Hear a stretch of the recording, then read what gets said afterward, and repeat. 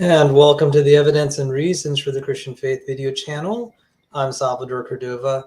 In about 15 minutes, we will be joined by the special guest, Cindi Lincoln. So this is a debrief of my debate with Aron Ra and Dr. Chris Thompson. I'm pleased to announce Dr. Chris Thompson actually reached out to me after the debate and was actually fascinated with some of the ideas I put forward. I'm hoping, God willing, he and I will have a chance to have some streams together just to talk mostly pure science. If there's any way that I could be of assistance to him in his experimental research, then that would be deeply meaningful to me, because it will put into practice what I have hypothesized, that God made these creatures for our benefit. And, you know, it may look superficially that things evolved. I've tried to tell creationists, some of them, it's like, it's so obvious it's created. I'm just like, I don't think so. And so that's going to be maybe a topic of discussion tonight. That was a point of contention in the opening statement that Cindi and I were developing. She and I argued for like 9 hours trying to work all this out. So in the meantime, let me extend greetings. Vernon Chitlin, greetings. Thank you for your comment. Ask them if it's rational believing the basic 6 elements of living things out of 98 assembled themselves into the 6.8 billion of 20 particular of 500 kinds of amino acids into the 42 million proteins in the simplest cell. And Schnoil, what time is it? Is it over there, brother? It must be like 3 a.m. over there and across the pond. Thank you for joining. I'm so behind on my nerd torture sessions. So maybe just a little bit let me turn on the light here, just so it doesn't look so dark.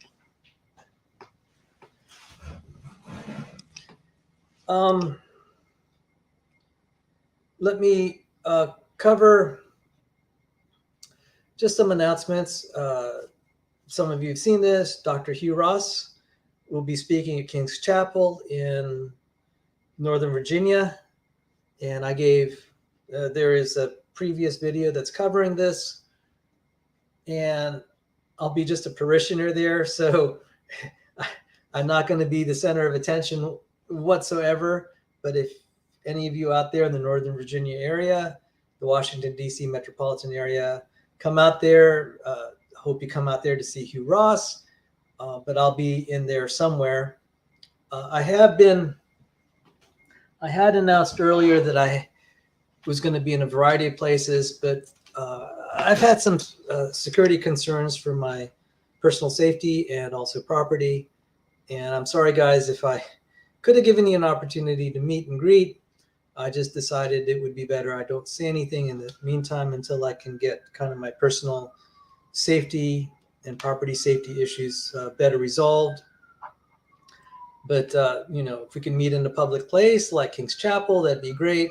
And so this will be forthcoming. This is an opportunity to say I've been a little bit vague for I think, at least for now, just to be safe. I have signed a television deal, and it will be broadcast on a variety of networks. The first network gets about 100,000 views a week. The big network I want to be a part of, if I do a good job there, will be going to 100 million households.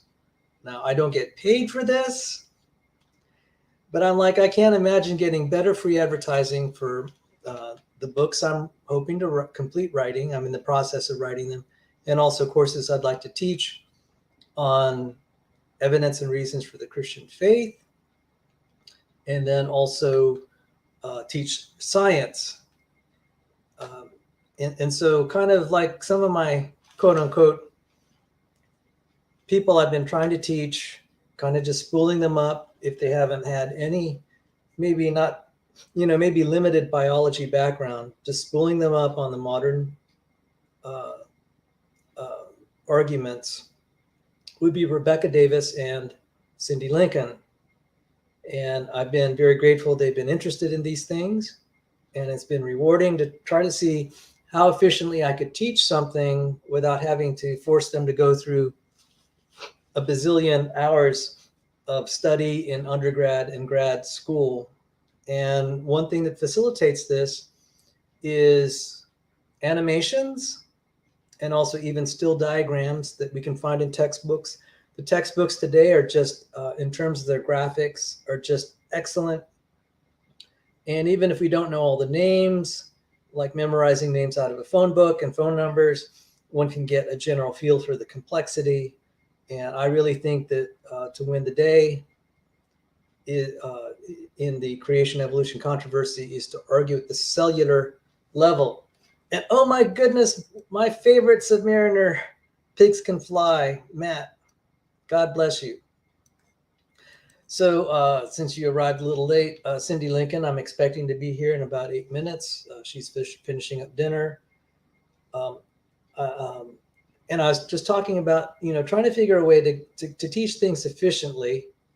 But it doesn't mean we can learn this in 1 hour to make good creationist arguments. It's a deep enough topic. I also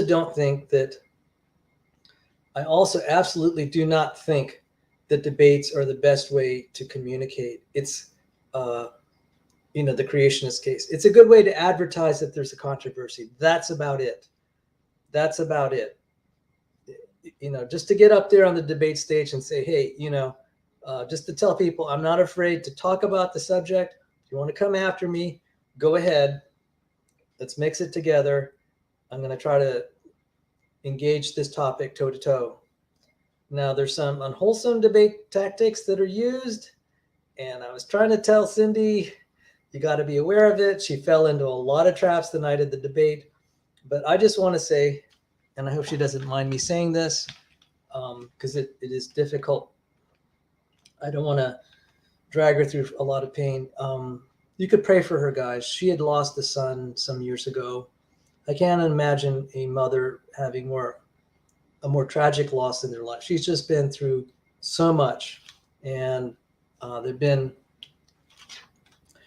3 marriages. And the last one, I think the guy she was with was just I think a terrible human being, a disgrace to Christianity and the Christian faith and creationism. I know I'm going to get a lot of flack for saying that, but she's been through so much. She's suffering destitution because of that marriage, that relationship. And worst comes to worst, her husband has said things that I definitely think are untrue about her, kind of incited Christians to just treat her horribly. And way back in December, I was one of the few, there may be only 3 Christians that I know of that were standing at her side. And I, maybe 3.5, there's someone who's an evolutionist that fights creationism, but I think he's a closet Christian deep down. I don't know. But it really broke my heart to see that she's just being vilified in her time of need and sorrow. The Christendom had turned its back on her because of her ex-husband. And it was a little difficult to kind of just stand up, at her side and try to defend her. And so even though I was upset how the debate kind of transpired, I was like, given all that she's been through, I wanted to say this is a good experience for her to learn new arguments of creationism. It's sometimes very difficult to tell her some of the arguments she works from are pretty bad, in my opinion. And she does not like me saying that. And we just argue and argue and argue. And it's like, Cindi, this is not going to cut it. And so the standard that I'm trying to elevate her arguments to teach her, I said, okay, we're going to be up against a professor of biology, a PhD in biology, but he's also a professor. That means he teaches biology students. To really engage the creation evolution controversy, you have to hypothetically imagine yourself debating that professor in front of his students.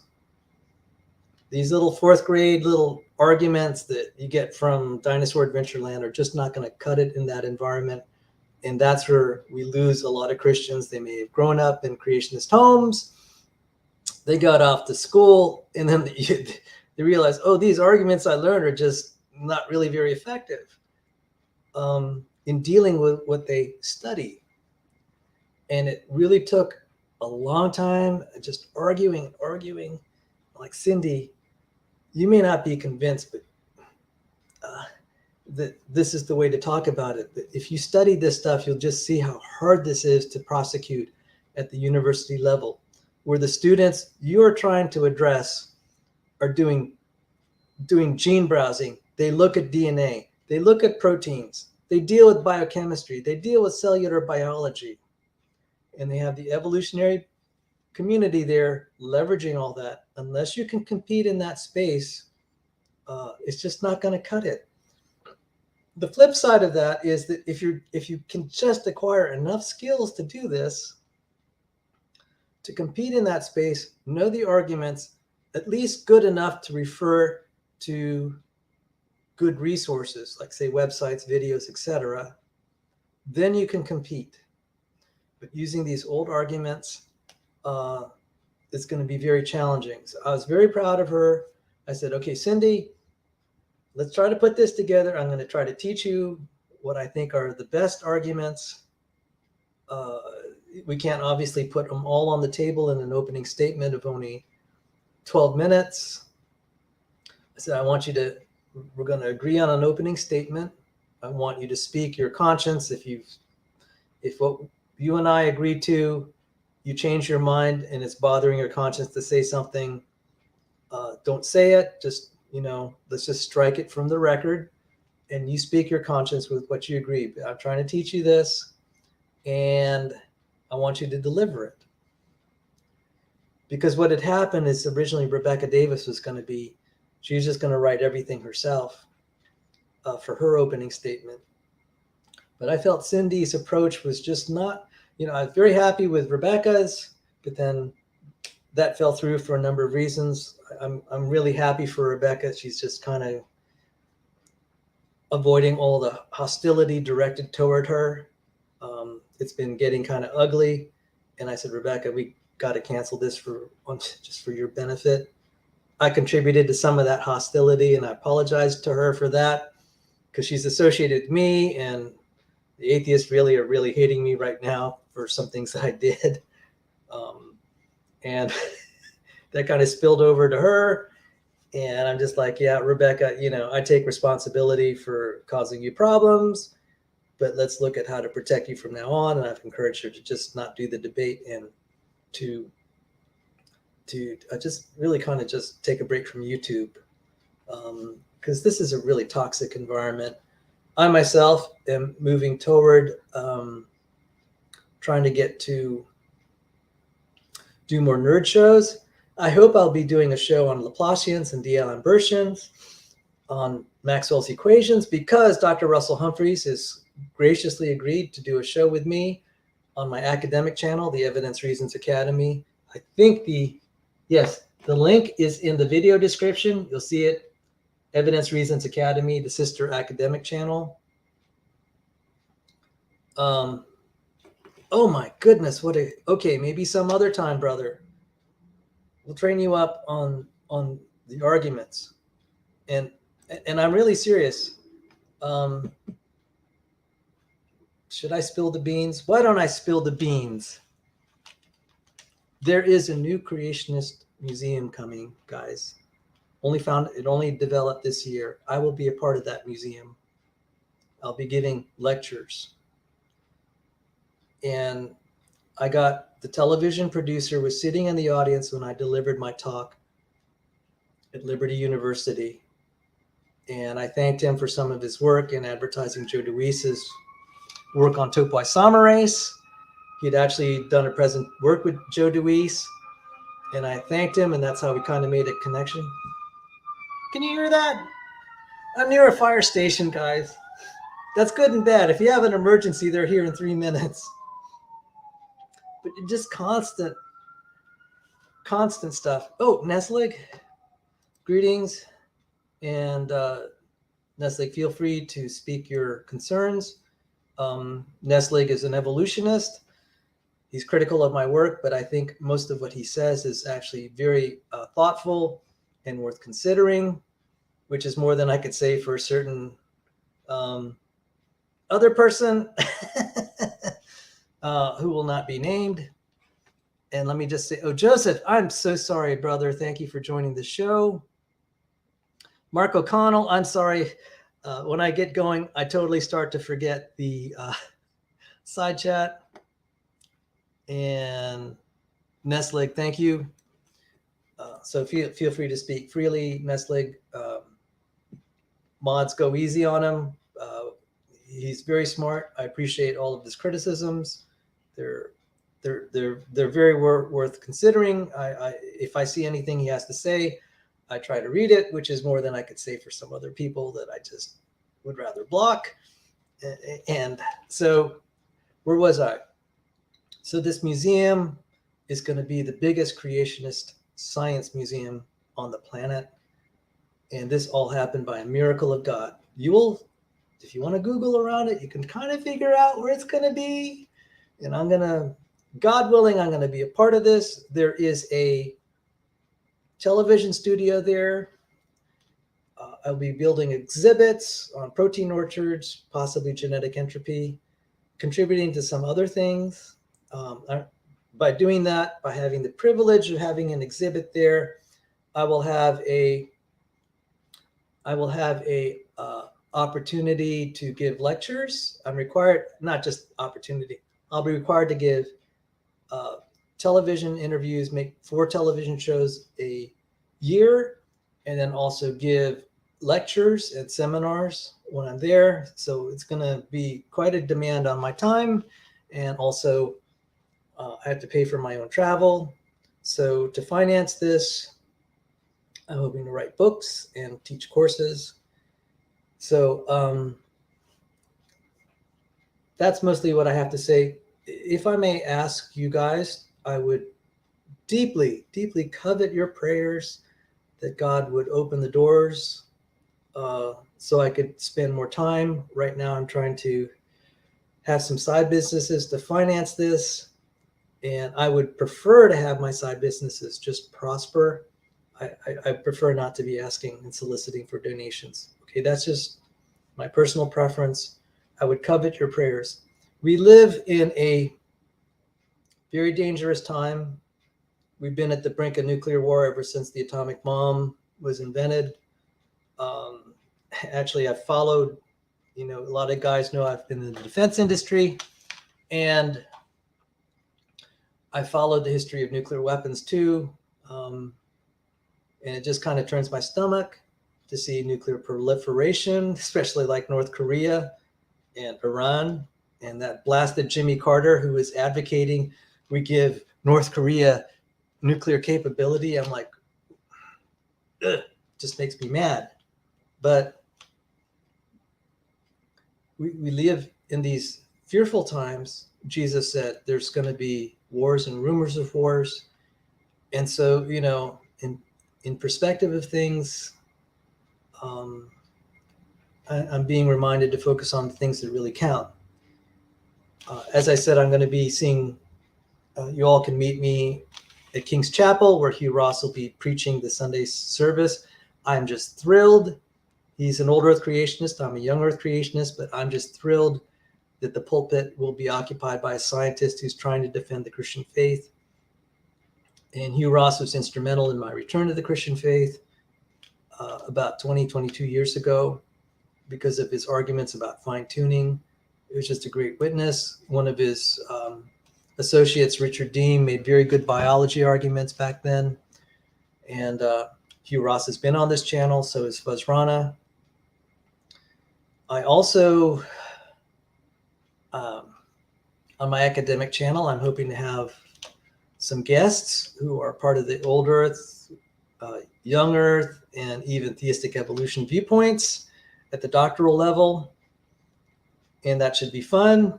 For those of you who like nerd torture sessions, you're going to get a lot of that. Like I said, this Wednesday's Russell Humphreys. Recently, I spoke I visited and heard a talk by Dr. Andy McIntosh, Professor Emeritus of Heavy Thermodynamics. I think he worked on spacecrafts and thermodynamics. And I drove 4.5 hours from my home to Penn State University to see him. And I was just, it was just wonderful.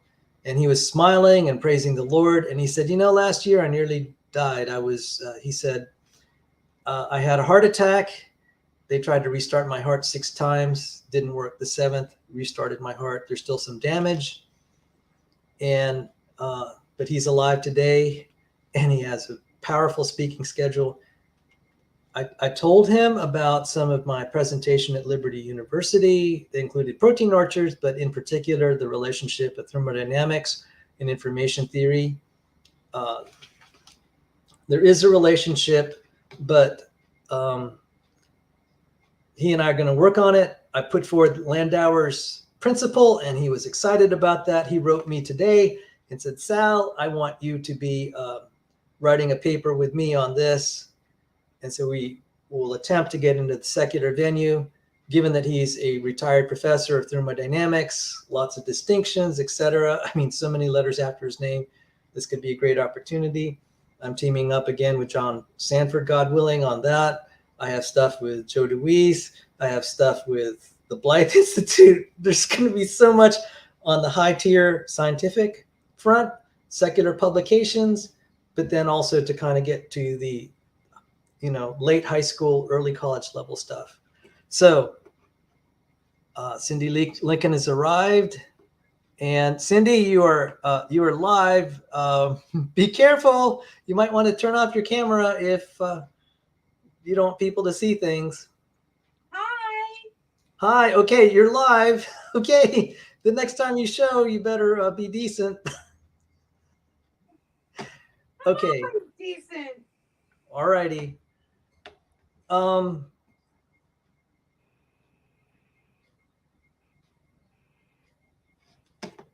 right, Nestleg, I owe you. He said, the biggest and neutral problem I had with the debate was that it was unfocused.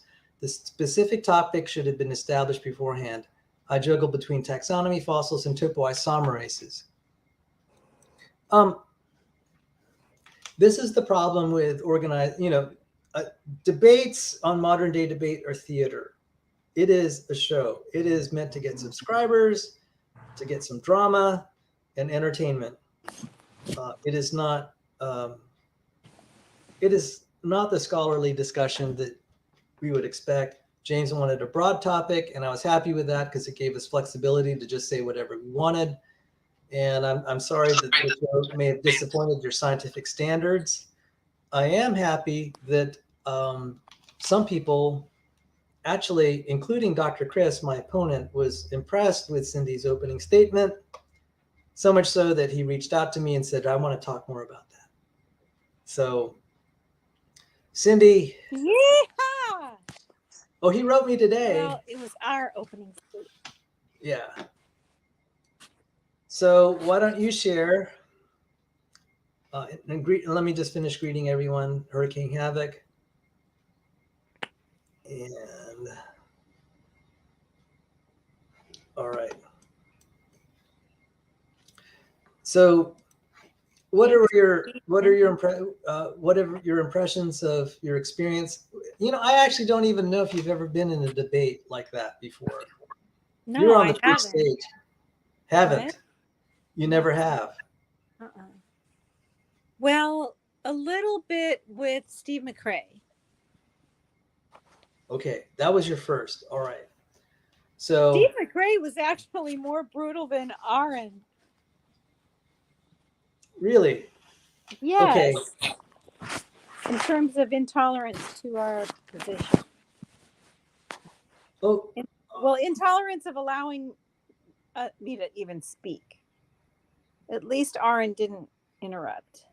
Too much. Okay. So I was telling people that I felt you've been through a lot, and I was really proud of you. And especially now you're telling me you haven't been on the debate stage very much. It's really a different mode of communication than like teaching in a classroom or giving people science center tours. It's a very hostile environment, and there's lots of traps and maybe unwholesome debate tactics. But I really wanted to say that opening statement that you and I put together, that we fought over and argued over for 9 hours. I wouldn't call it a fight. I would. I was hopping mad half the time. It's like, Cindi, You're a good faker. I do remember thinking, uh-oh, Sal's not going to be my friend anymore. Yeah, Cindi texted me. She said, I'm sorry I didn't do the debate the way you wanted, and I hope you'll still be my friend. I was like, just want to bash my head. But I said, you know what?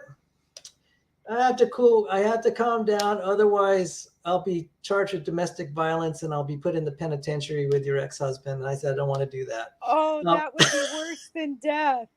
A fate worse than death. And I said, okay, the goal isn't a debate. My goal was to try to just, I just feel bad that the Christian community has not come beside you and supported you in your time of need. They've just tried to hurt you and say just really mean things about you. And I'm just like, I'm going to just try to help present you as the sincere person I know that you are, and honest person, and that all those terrible things that your ex-husband has been trying to incite people to believe about you, it's just not right. And the fact that you've been through... It's a smear campaign, because I know that he's doing criminal things and he wants to discredit my witness. He does that to anybody who knows the truth about him. Yeah. He did it to Joanne. He did it to Mark. He did it to Jonathan. He did it to Aaron. Anybody who confronts him, tells him the truth, he smears and gaslights. So I just wanted to say that, when I looked at that, I said, my goal is to serve the creationist community and to help people. If I unfriended you, I wouldn't be serving and helping you as a person and a human being. And it means, and it would bother my conscience. So I'm like, Sal, just drop it. She did a great job given where she came from. If I had to endure all that you did, I don't think I would have even showed up. And you showed up, and I want to thank you. You took 2 days off of work to work on this, to even help me for us to work on a 9-minute opening statement, which I've said is one of the best. And I'm actually going to clip it out, and I'm going to share it with people and say, this is one of the best openings I've ever seen that describes the creationist position from an old earth, and then what it would be from an old earth position and then a young earth position. So the old earth position is like, complexity can't evolve anyway, even if you have all this time. And that was the protein orchard. And then the model organism is from the young earth perspective. And Dr. Chris I was very flattered. He said, I want to talk more about that perspective of model organisms. A lot of people in the audience got it, that there's an ethical question if we're going to do medical research and we only do it on humans. Instead, we have a progression of model organisms from bacteria to yeast, to all sorts of vertebrates or whatever, animals. And we do a lot of research to understand humans based on model organisms, because partly for ethical issues, but then also practicality issues. It's very easy to break apart some of these creatures. They reproduce very fast. Whereas human cells, it takes 20 years to reach, maybe 18 years to reach adulthood. So that's where I am. Have you been interacting with hi, Nestle? Yes. Have you been interacting with the comment section? What? Have you been interacting with the comment section? No. At Modern Day Debate. Okay. Say that again, Cindi. There was a comment on James's broadcast of our debate with Ra and Chris. And there was a very interesting comment about the model organisms that I felt worthy of a response. I didn't look at the comment section because I want to preserve my sanity. Yeah, there was some constructive criticism on there, Sal. And if you don't read it, I might forward it to you. So we have actually, you forwarded me something that Neslig had written, and I told Neslig, I respect a lot of what he says, even if I don't agree, it's valuable, and he's here today. And so he said, let's just go through this. It was just up a second ago, but I couldn't read it. Yeah. So he says, I never seen that a universal protein common ancestry was a requirement, and I don't see that that's a problem for evolutionary theory. One, there has been a misrepresentation promoted by someone whose name I will not mention because I don't want to give him hits. And I'm just kind of disgusted with all the misrepresentation. I never said that it was a requirement. I never said that anyone believed that there was a universal common ancestor. So there is a misrepresentation about my position for the last year and a half that I never made. And I've made it abundantly clear in my opinion that I don't hold that position at all. And they just keep repeating it. I get disgusted and angry, and I block these people. I don't want to talk to them anymore. So I never said it was a requirement, just need to state that. And I don't blame Nestle for maybe thinking I may have said that because this was started by a YouTube channel that just not like to listen to what I actually say. They'll make it up, make straw man up about what my position is, and then attack it. I think these guys are delusional. They'll just hear what they want. And then sometimes even when I correct them, it's kind of dishonest. They don't try to respond. They'll just listen to what they have to say. And he said, I don't see why that's a problem for evolutionary theory. The problem is, how do you get a major protein family? Let's say, the polymerase components to begin with. You're going to have to start from some arbitrary sequence.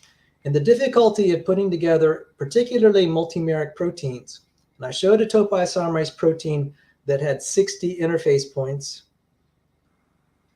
to be able to join the two halves of the scissor together.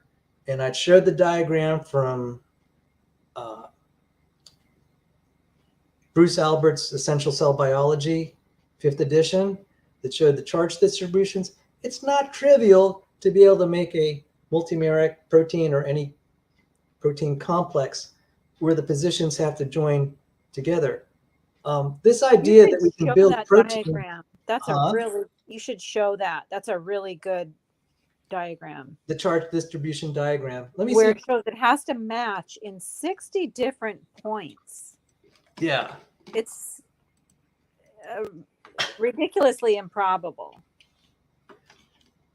I mean, you can get random, right? You can get random polypeptides that just stick together. That's not but you have to have it stick together in a way that's coherent towards some functional activity. People that try to do pure protein purification know that they get a lot of proteins that just stick together that they don't want to stick together. And so let me try to bring this up. Let me see if I have it, Aron Ra. And I'll try to bring up that diagram.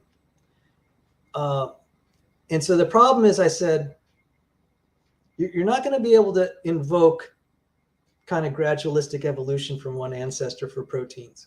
You're going to have to invoke a lot of what we call orphan genes, taxonomically restricted major protein families.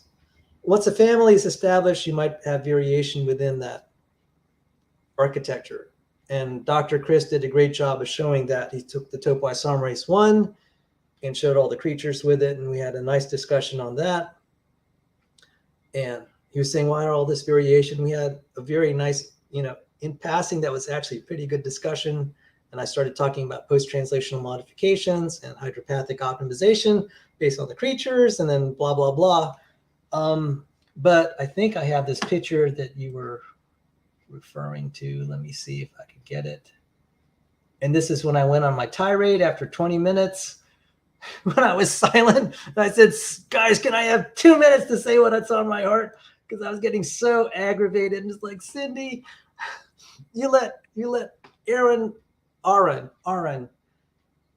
you let him badger the witness. And I said, Cindi, you recognize that play. And I'm just like, oh, God, help her. I thought I got to put in some good one-liners or even one-word things. You did. But I was happy with it. I watched it today again, just to see how I did.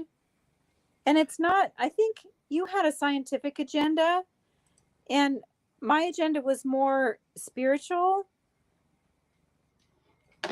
Okay. Well, sorry. Wrong picture. Sorry. Well, I'm going to just stop talking a little bit because this show is, you're the special guest today. That's and I'll let you one. That's the charge distribution diagram here. So those red dots are where they have to hook up. And it's okay, so the red dots are positive charges. The blue dots are negative. And if you distribute it right, you get a balanced connection because you don't want it, it has to be, there are times you don't want it to be too strong or too weak. It has to be just right. It's kind of like, we have various kinds of glues and tape. So you have kind of strong duct tape, and then you have like the painter's tape that's not so adhesive, and then you have the Post-it tape. For proteins that are constantly, protein complexes that are constantly assembled and disassembled, you don't want things to stick too hard or too loosely. It has to be just right. Wow. What we call the affinity. And this is a big problem in biophysics. And so when I was saying, look at all these independent protein families, what I was going to do, my plan, which didn't get executed, and it's just as well because you actually saved me, Cindi. I was so exhausted from my trip all across Tennessee, trying to get my TV deal done, and then all these conferences, meeting people. I don't think I could have prosecuted this anyway. So you filled the time because I didn't have my slides in order anyway. You were. Oh man! If I was your teacher, you would have been in trouble for not doing your homework on. Yeah, so bailed me out, but if we had a chance to do this right, I'd say, Aron, here is a major protein family. How about we start with the polymerase? We can do that on your show and just challenge him from your channel. Right. And said, how about this? Now, how do you explain your definition of speciation in macroevolution? How does it solve the origin of this protein family, like say collagen or zinc fingers or the insulin and insulin receptors? How about and I showed the diagram, the chromatin, and double-stranded break. I'm just like, he would have been bludgeoned. I'd say, Aron, I ignored it because I ignored everything you said because it doesn't solve this problem, agree or disagree. And then he would go back and say, well, no, I'd force him to I'd hammer him and say, you see, you haven't proven that it solves that problem. Your definition of speciation doesn't solve that. And we just keep rinse and repeat. And we would have just bulldozed over him. And it's just like, see, that's my point. You justified why I ignored everything you said because even if I paid attention, you didn't solve the problem. Anyway. He was claiming that you were refusing to answer the question about Noah's Ark and the animals that were on it. And that we refuse as creationists to answer that because we know it will destroy our position. And that you were intentionally changing it to topoisomerase to avoid our death blow. And actually, listening to you right now, it appears to me that he was doing that. That he was trying to talk about Noah's Ark because he couldn't cope with the question that you just brought up. But I wonder if his position is just like Nestle's, that it's not necessary and that they don't understand what it represents, how it implies an orchard rather than a tree of life. Well, but they believe in evolution happening simultaneously on different parts of the planet. So I don't get it.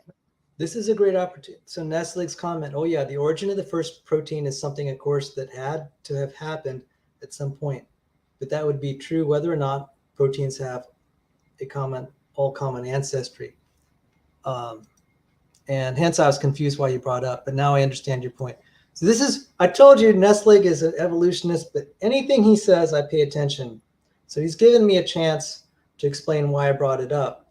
Because when you see the orchard, we could just walk through that orchard and say, okay, I don't know how many protein families there are. I mean, everyone's going to have their classification scheme. I mean, major protein families. You could tell just by when we showed the picture of the various folds, the shapes of the proteins. So let me see if I can bring this up. This is amazing. So I just learned this from Sal. So we all know that DNA is really long, like to the moon and back. Well, because it's folded up in order to fit inside a microscopic cell, the position of the fold is part of its code, right? Yes. Like, I mean, it's amazing. Yes. So let's look at this diagram. You can tell just by the shapes that it's reasonable to say they have independent origins. And so the reason I brought up the orchard, it's like, Aron, do you see, I could start to walk through each of these major protein families. And actually, these are some that I've studied in terms of the improbability of forming these multimeric complexes. So the multimeric complex deals with all the connectivity. So like this is, okay, so the topoisomerase, it's actually two pieces, and the colors define the two pieces that have to connect.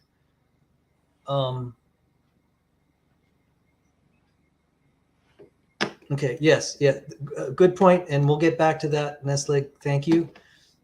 So the topoisomerase, two identical pieces have to connect, 60 points. I had to go through a program called PISA.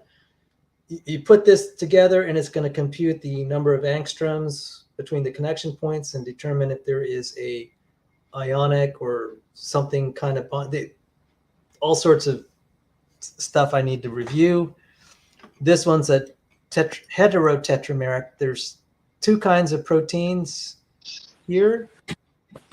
Heterotrimeric, I'm sorry. And these have to be, I mean, the precision of how this connects is amazing. This here is a hexameric. So each of those six. Honey, your screen is still on the families. You're not showing what you're talking about. Can you see that little David star here? No.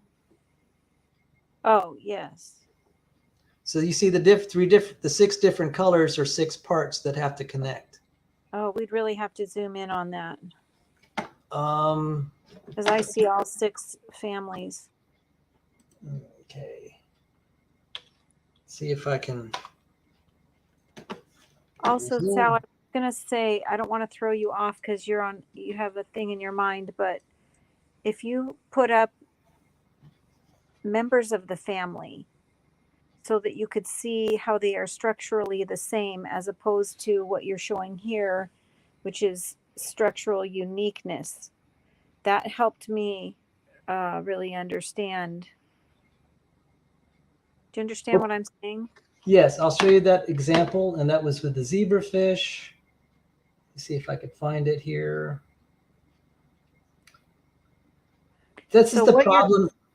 Go on. What you're looking at for all you non-nerds like me is actual molecule structure, not that one, the one you had before.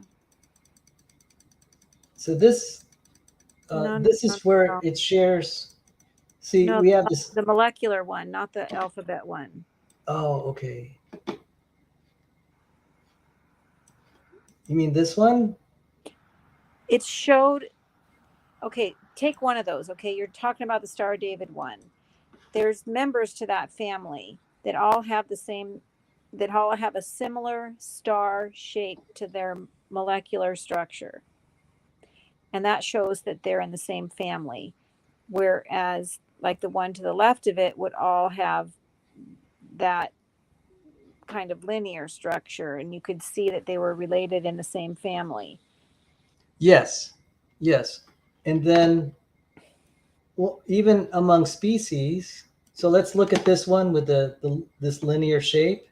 That's a zinc finger protein. And then how about this one? This one, I have this one handy right here. That's collagen. And so when you eat Jell-O, it has lots of collagen in it. And I think that's the one you showed. Right. So members of the collagen family, how okay. Let's do this one. Let's go back to this one here. This is the zinc finger. And I'll show you a zinc finger. There is a human zinc finger on the left and the pig zinc finger on the right. Oh, darn it. Sorry. Is that Captain James T. Kirk? Yeah, he's a human. Okay, one girl said, I think that's a good comparison because he's a pig too. He was a good guy. Yeah, I thought that was cute. If you want to make cute. A pig up there, I have another idea. Okay, so you could see that the human has something similar to the pig. And then, so Neslig asked, to be fair, Fat, you specifically refused to answer Aaron's question to answer the phylogeny challenge, although you say you don't have to, but I think you have to if you're a creationist. Okay, so first of all, this was a debate, and I know the debate tactics. He's going to define what the argument is. And I'm like, no, you're not. I'm not going to give you that opportunity. I was going to say, you got to answer these proteins. So if I let him just interrogate me and badger the witness. So Cindi and I talked about this because she has been on the witness stand. And Ken Hoven's lawyer badgered the crap out of me. I couldn't believe the judge allowed it. Anyway, go ahead. Right. And I said, Cindi, you can expect you're going to be treated the same way. It's a great way for them to just be on the offensive, and you don't get to put any of your best arguments forward because you're always on the defensive. So it's a debate maneuver. What I said to Aron, I said, everything you said, even if true, it's rendered moot. You have a bigger problem here. And I tried to justify that. And I'm not going to go in a short debate and let him have airtime to kind of badger the witness. I'm going to reverse it. I'm going to, if it was one-on-one debate, I would have just gone through every major protein family that I have some knowledge of. And it would have been brutal because I would have said, how do you explain that, Aaron? Then I move to the next. How do you explain that? You don't have any answer to that. That would have been really rude and cruel, but that's debate theater. Conversely, I could let him say, I don't know if you noticed it in the debate here. They're saying, what's your answer to this? What's your answer to that? What's your answer to this? And then when you try to give an answer on the fly, it just looks bad. So I'm just trying to. Not to mention, he wants an answer about animals on Noah's Ark, which is something that we don't even think is important or care about. Right. So this is what I'm just trying to acquaint you. The debate isn't about getting to the truth. I'm sorry to say that. It's about theater and entertainment, especially on modern day debate. And this is not a scholarly academic discussion. In a scholarly academic discussion, what Neslig was saying, I think you have to if you're a creationist. I thoroughly agree. Not on the debate stage, but maybe in an academic, calm discussion where we could just exchange and say, what's your answer to that? And I'll say, I don't have one, or I think it's moot, but let me give you my best. And can I get back? You have to have an image in front of you too. Right. So and you can point to, he said, where on the phylogeny chart does ancestry breakdown or whatever he was trying to say. Right. You have to be able to have the chart and look at it so you can refer to it. Right. So in an academic discussion where both parties are like trying to give a lot of charity to the other. Okay? In a debate, you're trying to just humiliate the other guy and make him look bad. That's the way it is. I wasn't. I was trying to make I was trying to lift up the Lord and make him look good. Okay, see, you're such a nice, gentle person. And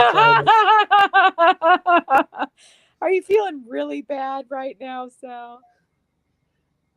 It's like, you know, you have to be a badass on the debate stage, and not go over the top, obviously. But yeah. You know, Rebecca, I think I could say this. She said, it's just as well Cindi was there, because this would have been a shouting match if she were there. It would have been. She's so sweet.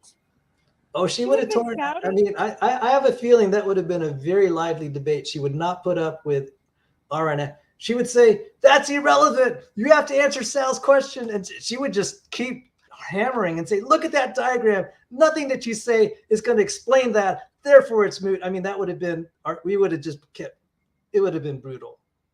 And she would not have played nice. We were not planning to play nice at all. Wow. So she said, it's just as well, because we would have generated so much hate. So you were the right person for that. But I'm just saying, in an academic discussion where you're like, you're going to give the other person the most charity possible and say, hey, you know I just sprung this diagram on you, and you'll need maybe a day to think about it. You know, how about we reconvene next week and we can talk about it? That's an academic discussion.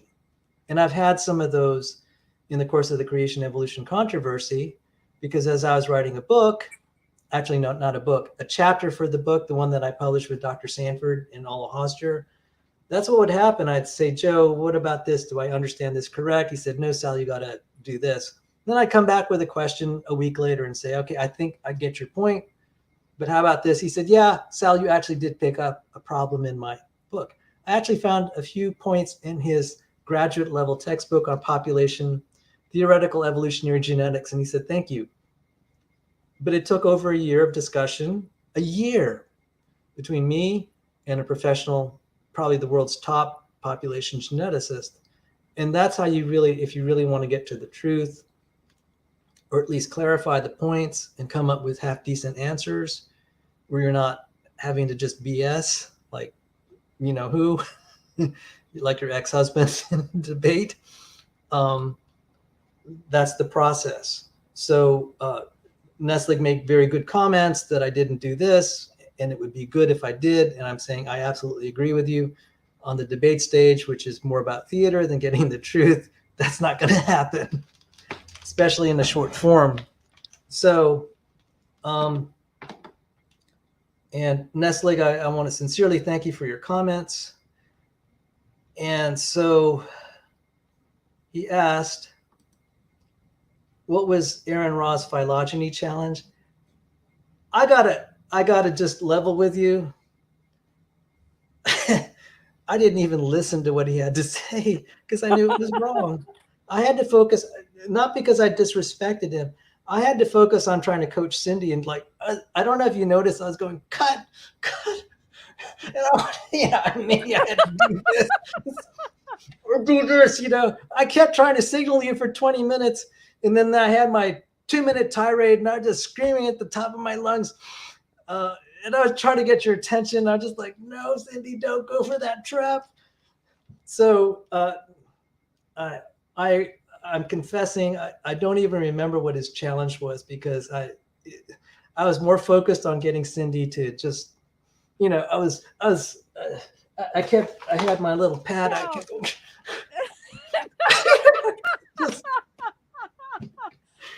Take responsibility, Sal. You could have piped in.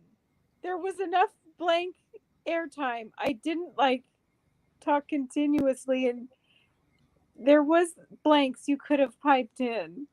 And I said, okay, I'm going to let her do this because, okay, well, let's just hypothetically say, okay, how would we have done this? Because Aron was really sharp. He went right after you and said, Cindi, you haven't got the faintest clue about evolution. And I'm like, oh boy, she's going to be defensive here. Just like, God help her. But I wasn't, was I? You were, because you answered the question. You tried to answer his question. You let him badger you. What I would do, okay, let's just hypothetically say what would we do?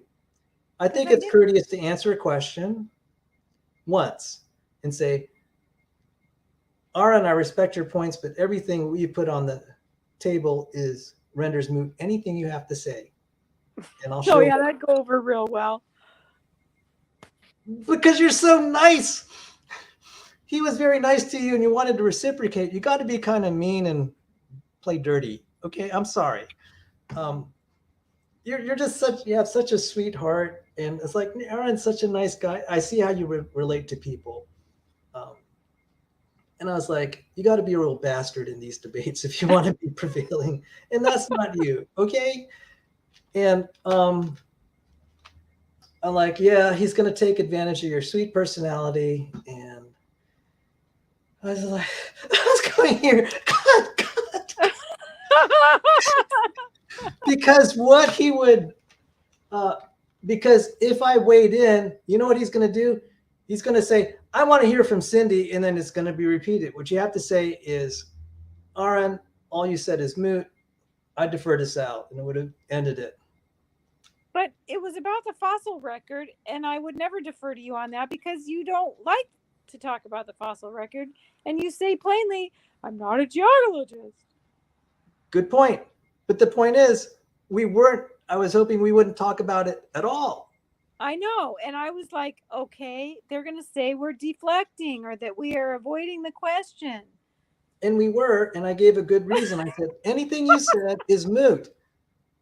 Because I was going to say, okay, so you have this progression of forms in the fossil record. How does that explain these major protein families? Yeah, you made a good point, first of all. And second of all, there was a very distinct jump when we were talking about something, and it must have been that you were making a good point, because he basically did what he accused us of doing, and he changed the subject to the fossil record.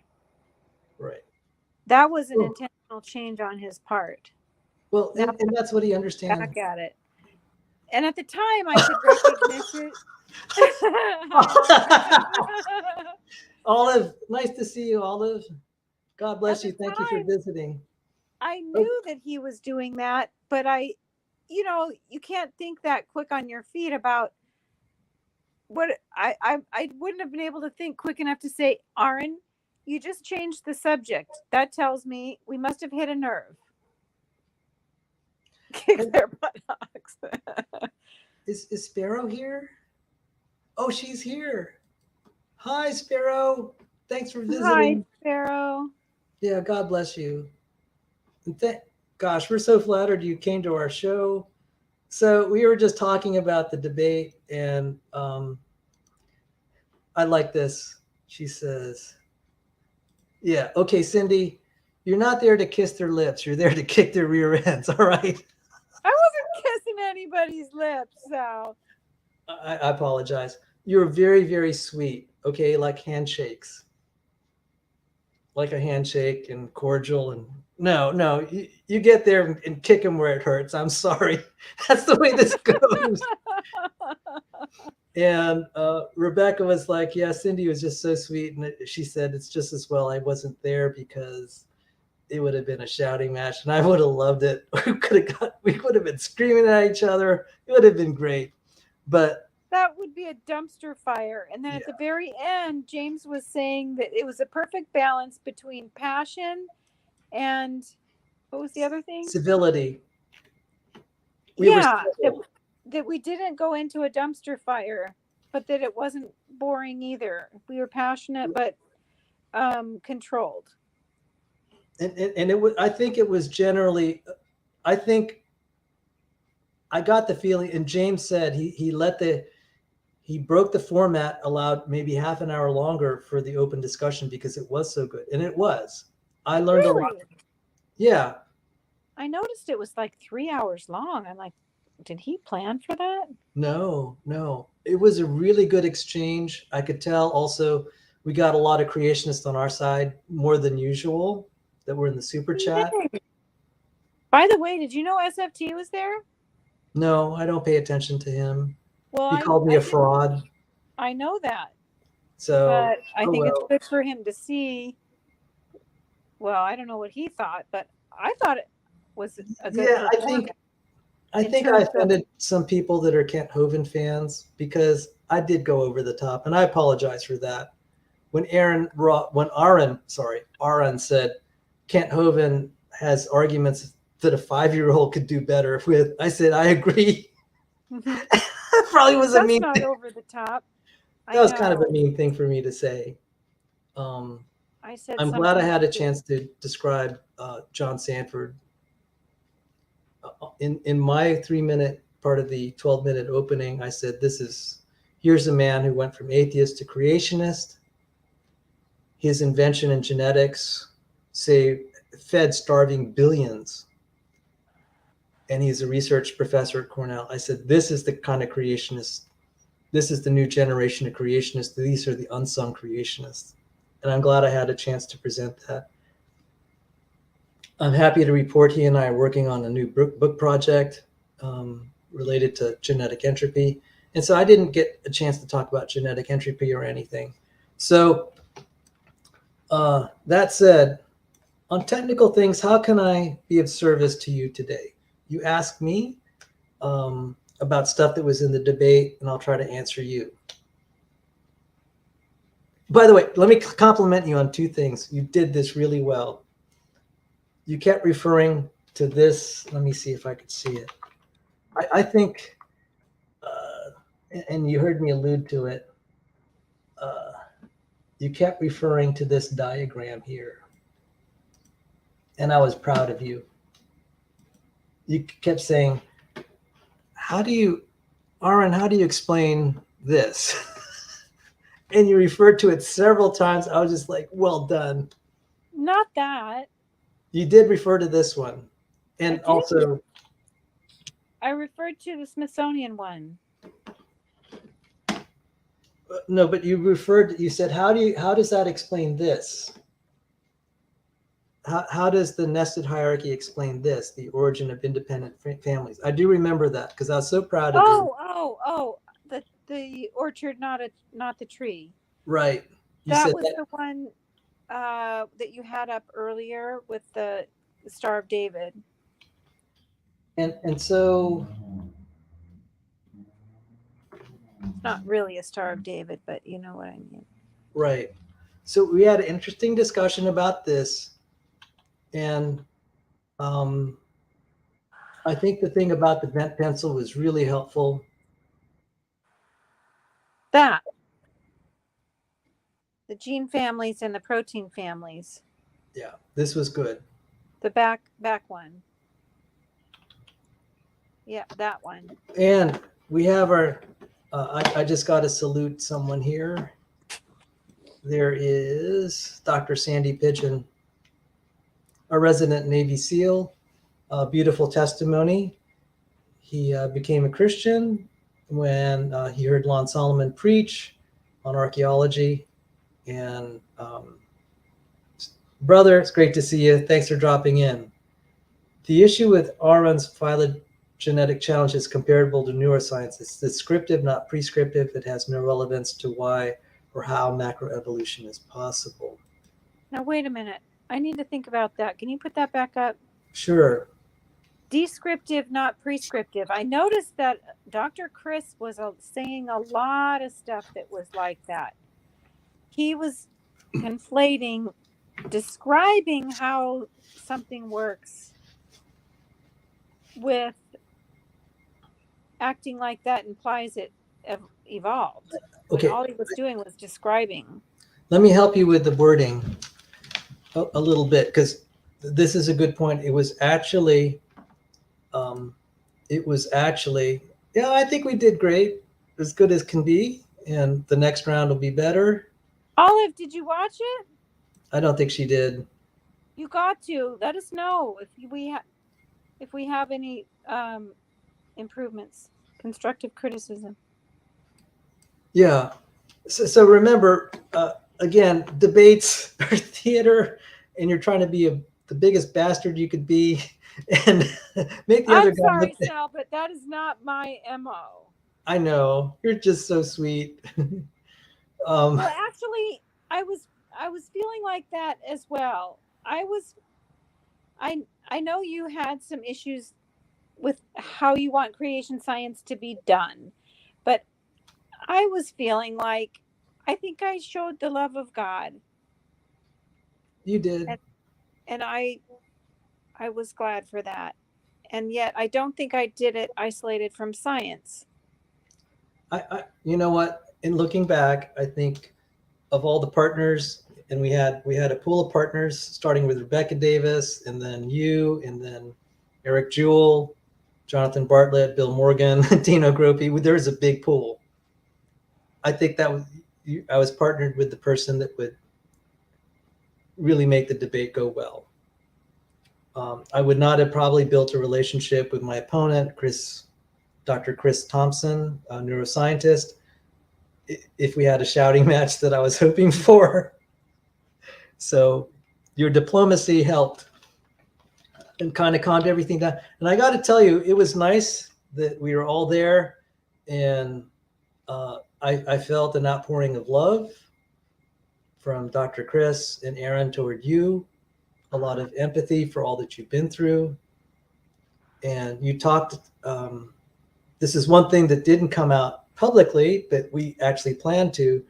Aron had said about these charlatans who take Bill Gold ladies of prayer donations. Yeah, and I could tell Aron was very, had a lot of compassion on what you've been through, and I was like, that was really decent of him, and for him, he thinks making you a Satanist would be a good thing. I didn't get a chance to ask him that. I felt inappropriate asking that, but I would like to ask him if he really is one. I think he's a secular Satanist, meaning he may not believe in spirits, but he enjoys desecrating Christianity.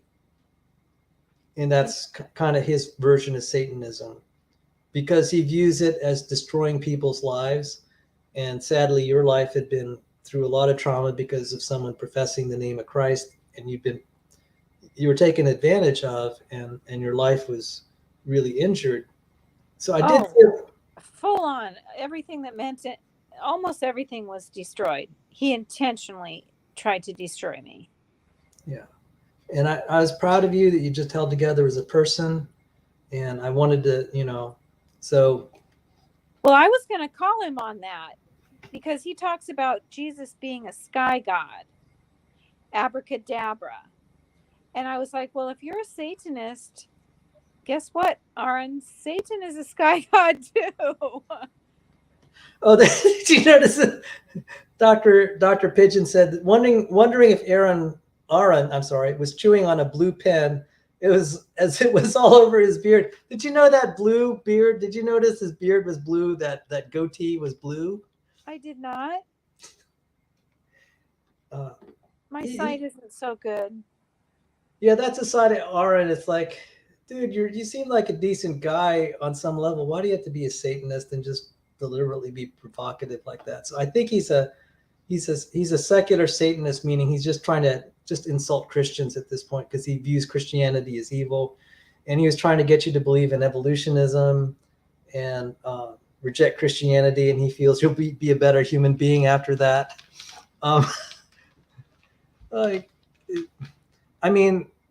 And then they had the nerve to say, well, we're not going to try and convert you if you take our challenge.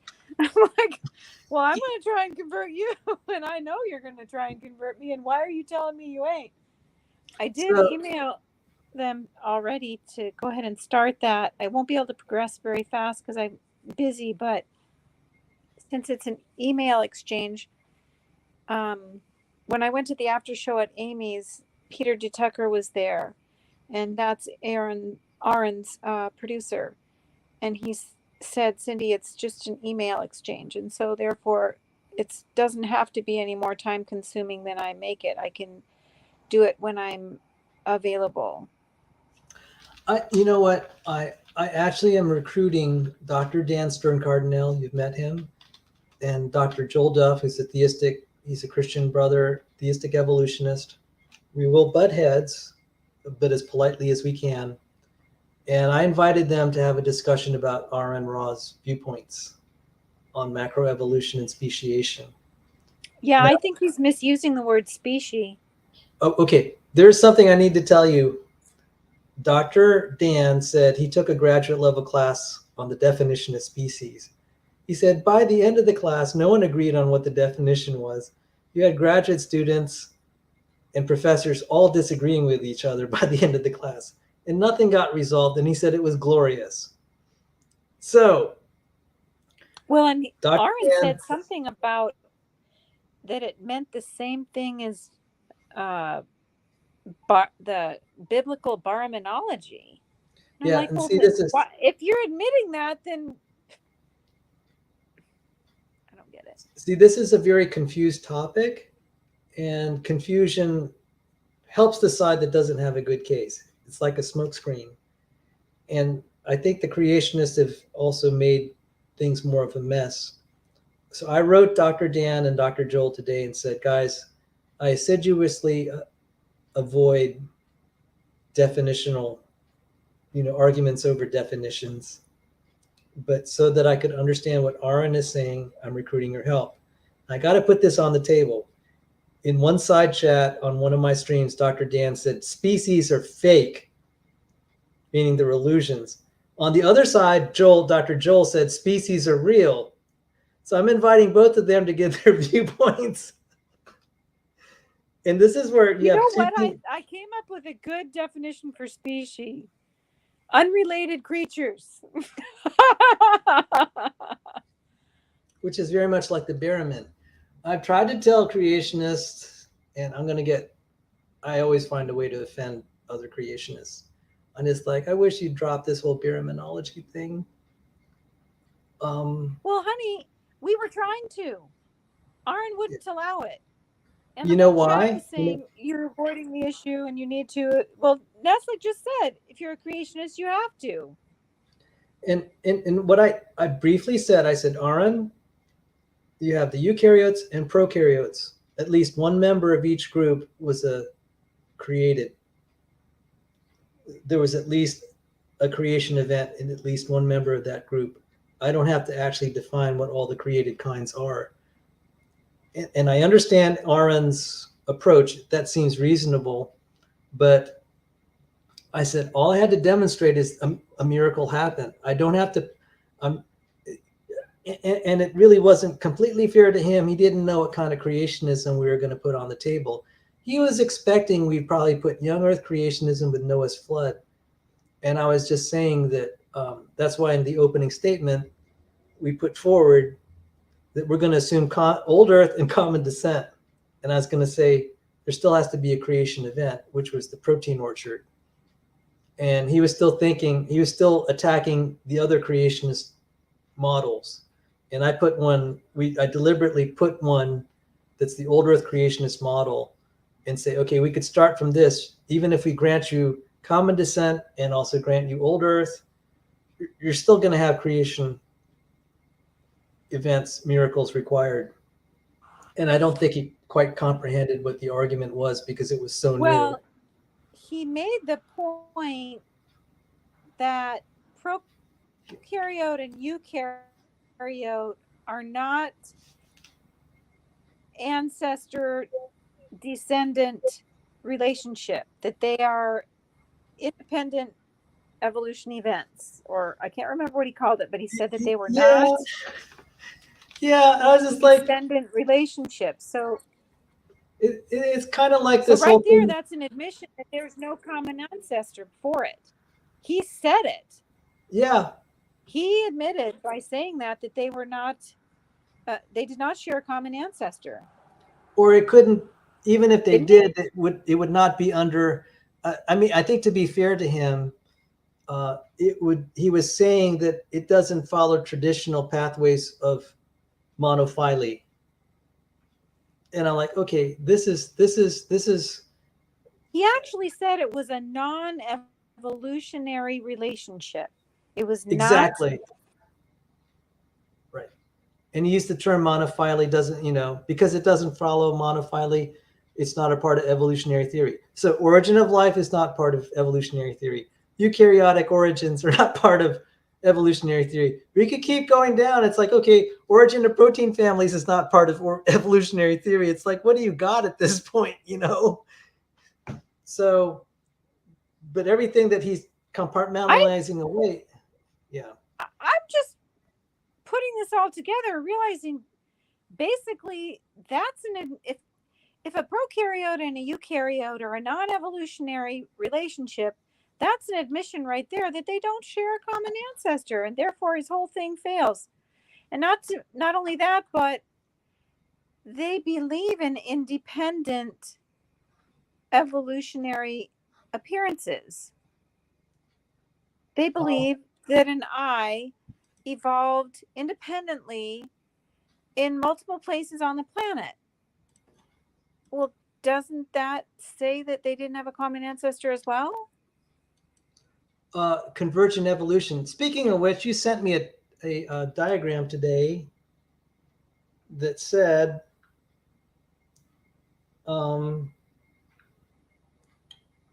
yes, the genetic. Right. Okay, so what Aron was referring to, you see this? Okay, this is not like the Smithsonian diagram. You see that there's no tree, there's no single ancestor. This is an emerging viewpoint. The lack of a universal common ancestor. Did I send you that? No, I thought I sent. This is one diagram I wanted to put in the opening statement, but we didn't have time to deal with all of this. So what Aron is sort of alluding to is this problem that we are now finding. And greetings to Mats. That let me see. So so basically, why were we hammering on the whole common ancestor issue when they're acknowledging multiple common ancestors, and that still doesn't get rid of evolution because they're just going to say they evolved separately? The whole point is still either a miracle was required or no miracle was required. Exactly. You see, this is where we call that, I don't think it's deliberate, okay, but the net effect is what they call obfuscation. You just make such a mess of things. No one can figure out what you're saying, what your point is, what the premise is, what the conclusions are. It's a fog. It's what I call the the Chewbacca defense. Have you ever heard of that? I'm going to teach you something, because a lot of these discussions end up using the Chewbacca defense. Okay. Chewbacca. See, now you're learning the fine art of rhetoric and debate. I was thinking about if I got a chance to talk to Aron, okay, because we're going to be doing his challenge via email, and I wanted to tell him what I learned from Ken Holven was obfuscation and fallacies. What was it? Obfuscation and what? Logical fallacies, straw man, red herring. I didn't know any of that until I came to Ken's.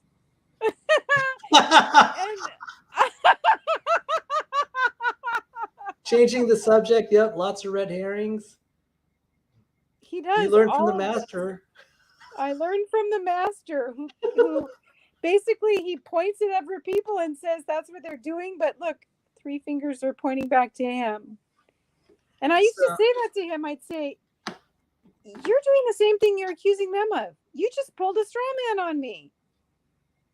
Or you're obfuscating. Okay, guys, there you heard it from wife number 3. She's an insider in Kent Hovind's debate tactics. Oh my gosh. So, and I try to be, even though I said to be in a debate, you're going to be a real bastard, but it doesn't mean you be dishonest. I try not to straw man people. When they accused me of dodging, I said I had a good reason for dodging, because even if everything you said is true, it doesn't negate the problems I'm putting forward. If I didn't have that, that would be, yeah. I think If I didn't have explaining that. Yeah, if I didn't have that, then it would be a dishonest debate maneuver to avoid a probing question. But I called out Aron a couple of times too, and I know that you kicked out my original opening statement, but I wish I would have said it. I would have liked to have talked about apologizing for being part of Kent Hovind, and that I would like to renege, or what do you call it when I don't want to be part of. Disavow. I wanted to disavow his use of red herring, straw men, all the other stuff. And I wanted to do that so that Aron, I wanted to say flat out, okay, Aron, so I want both of us to agree we're not going to use those things because we don't want to be like Ken Hovind. Because I busted him using those things on multiple occasions during what I felt when Aron was straw manning red herring, and there was a third one that I felt, a non sequitur. Yeah, because and it's hard to pick that up in the course of a debate, and then also it's even harder to counter it. So there were some moves by him I didn't counter properly, because trying to think on the fly how to say it just succinctly enough. It's ideal if you can say it in one sentence when you call it out and correct it. And I actually had to think back when he was saying, "Do you accept macroevolution?" And people notice, they said, "Did you see the look on Cindi and Sal's face when he brought that?" And it's like, yeah, I had a blank look, because I was like, I know he's wrong, but I don't know how to counter it succinctly. It's kind of like at one point he said the same thing that I felt when I was in the courtroom. You asked for a yes or no. Give me a yes or no answer. And he said, I don't like to use yes or no.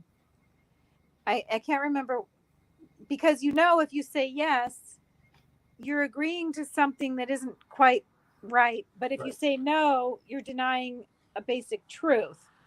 Right. It's kind of like this. The classic example is, have you stopped beating your puppy? How about a simple yes or no? And some judges will pounce on the lawyer and say, that's illegal, sir. You can actually, I think in some cases, if you really keep doing it, that you can be disbarred because it's so dishonest. But there's subtle versions. Kidding? The judge actually told me to answer the question. Oh, shame on that judge. Kent's lawyer did that to me. See, you see, that's exactly because you're accepting a premise. It's forcing me to answer a premise that isn't true. Like if he says, have you stopped beating your puppy? It's like, it's your wife, Sal. Okay. Have you stopped beating your wife? Although that, in the case of Kent, that would have been a simple yes or no. But yeah, have you stopped beating your wife? Or have you stopped beating your mother? But so Aron was really sharp. He said, see, do you accept macroevolution or not? According to the definition I gave. And I had this blank look. I'm just like, this is a trap. And I don't know how to counter it. And everyone's saying, that was priceless. I'm just like, no, it's not because he'd won the debate. It's like, this is gonna be, he dinged me hard on that one. Well, I couldn't believe that you accepted macroevolution. I'm like, no, I don't. And he's trying to change the definition of it.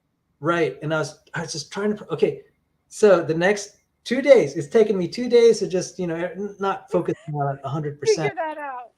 I know. The counter is, Aron, I'll accept it for the sake of argument. Whatever definition you give is obviously not going to solve the problem I pointed out with the origin of proteins. That would have been a 1 minute counter. I said, I'll accept it for the sake of argument. It's still I feel like accepting it is violating the entire purpose of the debate. Right. But you see, this is what okay, I'm just going to give you my view. The reason you grant it for the sake of argument is he would, okay, it's a, what they call it's a delaying tactic, and it is what they call thread closing, meaning it's going to be an argument over definitions for the whole rest of the hour, and you never get to your point. The proteins need miraculous origin because we're going to argue over definitions. So what we try to do is to moot it and say, I'll grant you, just like James Tour said, I'll give you that. I'll give you that. You're still not going to defeat this. So basically, you're preventing his stall tactic.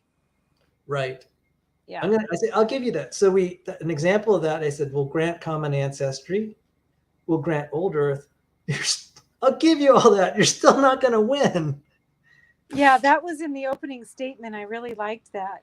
Right. We've granted common ancestry and old Earth just to show that evolution still fails. Exactly. So now you know that, now you're understanding the tactic. What the creationists will do they'll try to fight each and every step in a short-term debate.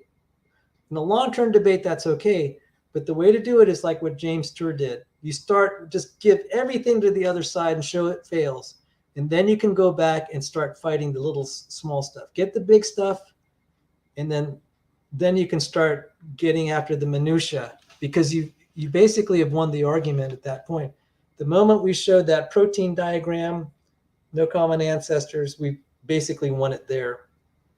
And they didn't want any piece of that. Did you notice they didn't challenge us on that? And what I said yesterday is, when you notice silence on your opponent's side about something you put out, it's Wait like, a minute. They didn't challenge us? on that note, didn't you notice? Are you sure? What did they say? They didn't say anything on it. And I liked you kept putting that in their face and say, what about that diagram that Sal showed? What about that diagram that Sal showed about the orchard? And I was like, yeah, keep hammering them. So that doesn't I'm glad I did something right. Oh, goodness, that was the best part. I'm just like, okay, I got a confession to the viewers here. It took me 3 months to put that together. Not because it was, I mean, the final product was hard, but I actually had to search the protein databases to find those two examples that are so visually compelling. Where you could, took me another 3 months to teach Cindi about it. and it's actually part of the paper I'm putting together for a journal that I had to just put on the shelf. But you could actually, there's not any paper that really addresses this problem. And people are saying it's not a problem for evolutionary theory. I'm just like, no, I don't think so. Because to the extent these are multimeric proteins, it's going to be a serious problem. Why could they say that it's not a problem? Just because they shoot off their mouth? They didn't even acknowledge that it existed. And I was just glad you kept hammering them, saying, what about Sal's diagram? It's like, yeah. No, but how could they say that it's not a problem? They're They obviously so different and so unique that they could not share a common ancestor. Right. And so that's the thing is, I realize in debate, when you think you have a really good point, their best defense is not to talk about it, because they're going to open themselves up. They're going to open themselves. Gosh, that's what Kent did to me all the time. When I made a good point, he would ignore it. Yes, exactly. What else are you going to do if you're defenseless? Just pretend it isn't a problem. When you know that's your best. A lot of pretending. Yeah. See, now you're knowing the fine art of rhetoric, and kind of the ugly side of it is, and I think Sandy's here. Send Cindi that video we reviewed. It will explain everything about how labs can't create life. Okay, this is Sandy Pigeon. Is that the James Tour one on the Miller Muri or whatever that? I don't know, but I just wanted to point out Sandy's still here. His alter ego is known as Colonel Kaleem, and Colonel Kaleem is the bad guy. He has to put on his bad guy hat to think how the bad guys think. And he does this in wargaming or whatever, or intelligence operations. And he said, if I were the bad guy, what would I do? And he said, Sal, you're such a nice guy and you're an honest guy. And I gotta, you expect other people to behave like you, but I have to help you because, that's my job to be the bad guy. And Colonel Kaleem,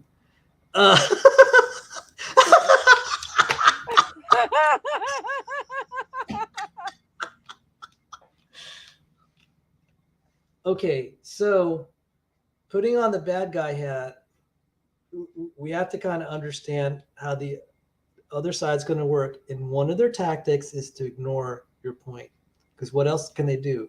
If they start to address it, they give you an opening to keep hammering at it.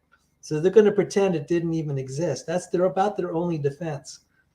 So you put the bad guy hat on. That's what Kent did to you. That's what happened in our debate. It happened in another debate I had with PhD Tony, where I put in a really good point on geomagnetism. And I looked back, I said, he picked on everything else except the best point. And if you think about it, putting on the bad guy hat, and not even a bad guy hat, but in military strategy, you really want to take your best weapon against the weakest point of the enemy. That's just standard procedure. And I don't know if you ever do you ever follow tennis, even in passing? Tennis matches, there's what they call mixed doubles. And they said there's no chivalry there. What you do is you take the big, strongest guy. So a mixed double is a guy and a girl playing on one side and a guy and a girl on the other. And they said, guys, to win this match, you're not going to be chivalrous. You're going to take the biggest, strongest guy, and he's going to just smash the ball as hard as he can toward the girl. And it's really kind of brutal. Yeah, I was going to say, that's brutal. And I said, that's the way mixed doubles is played out. So now I think the team that won was Martina Navratilova and whatever guy, because she was as strong as a guy. And it's like, she wasn't some wallflower, and she fought off, she could really mix it with the other guys in a mixed doubles match. And they're a very successful team. But I'm just pointing out, you see, they will ignore your best point unless you keep pounding at it. And so this whole thing about the protein orchard, they really wanted to avoid that the whole discussion. They did a relatively good job of it. And so if what you're saying is correct and it was an intentional tactic on their part, then they're not the honest, truth-seeking people that we would hope for. I wouldn't go that far. I think, for one, they didn't know how to handle it. And in a debate, it's like, maybe I just don't get around to saying what I do try to say. It's like, I think you have a good point. I can't answer it at this time. That's the most honest thing. I really appreciate when you do that. So basically, they did what we did with the whole Noah's Ark thing. We didn't want to deal with it. Right. And, I think if I had time, if we weren't just kind of on the brink of dumpster fire, the polite thing, if I was not so tense and kind of doing this, worried about trying to signal you, I would have said, those are important points. I don't have a good answer at this time. But I could sense, okay, I just didn't get around to it. So I don't want to go so far in saying that these guys are dishonest. But if he was intentionally taking the subject off and putting it on Noah, I think, I'm going to be charitable. I sense that that's just the standard maneuver, and he thought he had a good point, and that's the best way to disprove us. I don't think I think a lot of things flew over his head. And I could have been a real bastard and said, after he went after you and said, you don't know the first thing about evolution, I could have said, you obviously don't know the first thing about protein biology, which is really important, or cellular biology. I could have been. I agree. Some of the stuff you were talking about, I don't think he knew anything about. He was silent on it. And when he went after you, I had to kind of just let him know. don't mess with me on this stuff, because he mentioned the word population genetics, and I said, I actually did get in his face. It was kind of rude. I didn't want to go over the top. I said, have you published in this? And I said, I have. And you should see the list of co-authors I had, like Ola Hoster and John Sanford and Bill Basner. It's like, I was kind of warning him. I said, you're not going to pull that stuff and say I don't know anything. You're not going to pull that on me, because if you pull that on me, I'm gonna start getting after you on population genetics. I mean, I was kind of gently warning him. I said, don't try to mess with me on this. I didn't like what you did to Cindi, and he backed down.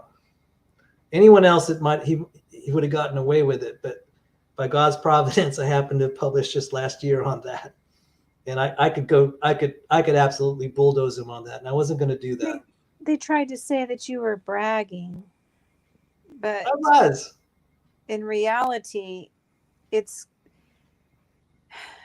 they call it an appeal to authority, but they do it too. Right. In fact, they have said things to me like, are you going against 90% of the scientists on the planet? Yeah. I was bragging just to let them know, you're not going to be able to pull that garbage on me, Yeah, I'm surprised I wasn't. I mean, I was insulted in my heart when he said something about, well, you're obviously uneducated. And then the comments section was flipping brutal. Anyway, so I posted my credentials in the comment section. Well, you know what? I just wanted to say, the good thing is neither of us have to be stuck. I mean, it's a long road to be able to negate that. But 20 years ago, they had the right to say I didn't know anything enough about this. But after I got into the debate, I got two graduate degrees, one in physics and an equivalent one in biology. And from good schools too. And it's like, okay, now they're having a hard time using that argument anymore, and they really resent it. And so the process of me, this was the diagram I was so proud. You're going to talk about the Chewbacca defense, and I'll show you. How about okay, hold that thought. I'm going to show you one thing I was proud about. But this is from South Park, the Chewbacca defense. In a jury trial, a Chewbacca defense is a legal strategy in which a criminal defense lawyer tries to confuse the jury rather than refute the case of the prosecutor. It is an intentional distraction or obfuscation. As a Chewbacca defense distracts and misleads, it is an example of a red herring. It's an example of an irrelevant conclusion, a type of informal fallacy in which one making an argument fails to address the issue in question. Often an opposing counsel can legally object to such arguments by declaring them irrelevant, character evidence, or argumentative. The name Chewbacca Defense comes from Chef Aid, an episode in the American animated series South Park. The episode, which premiered October 7th, 1998, satirizes the O.J. Simpson murder trial, particularly attorney Johnny Cochran's closing arguments for the defense. In the episode, Cochran bases his argument on a false premise about the 1983 film Return of the Jedi. He asked the jury why a Wookiee like Chewbacca would want to live on Endor with the much smaller Ewoks when it does not make sense. He argues that if Chewbacca living on Endor does not make sense, and even if mentioning Chewbacca in the case does not make sense, then a jury should acquit. Are you kidding me? Okay, this was a satire on a cartoon. But if you notice, there are sometimes when I look at the structure of the creation evolution argument, there's a lot of that where it's just going all over the map. Nothing gets resolved. Lots of false premises, red herrings, and you have to be able to cut through that. One strategy to cut through that is you say, I'll grant you all of that. Your theory will still fail. Here's why. And that was the protein diagram. So I'll give you all of that. That's how because otherwise you're going to fall into the trap of the Chewbacca defense. Is that what Dr. Chris was doing when he was talking about the songbirds for 10 No, I think that was very sincere. That was his academic side. And that's why he and I are going to hopefully have a discussion where we could just talk and not be in a debate, just like But it two was guys at the bar. descriptive, not prescriptive. Right. See, I felt Dr. Chris was not out there. He's not like a professional showman like Aron. He's a professional scientist. So I could tell that the discussion was getting to be like just me and him, like at a bar someday, just kind of just shooting the breeze. And it was getting to be that way. I don't think it was a debate maneuver on his part. Aron was definitely the guy knowing how to maneuver and wanting to. But I did feel that a couple of times Chris told stories that were not relevant to the question. He did follow Aron's lead in starting to hammer the fossil record and starting to badgering the witness. And that's when I was getting really frustrated. For 20 minutes, I was silent. I actually had my cell phone. I was like, how long is it going to go?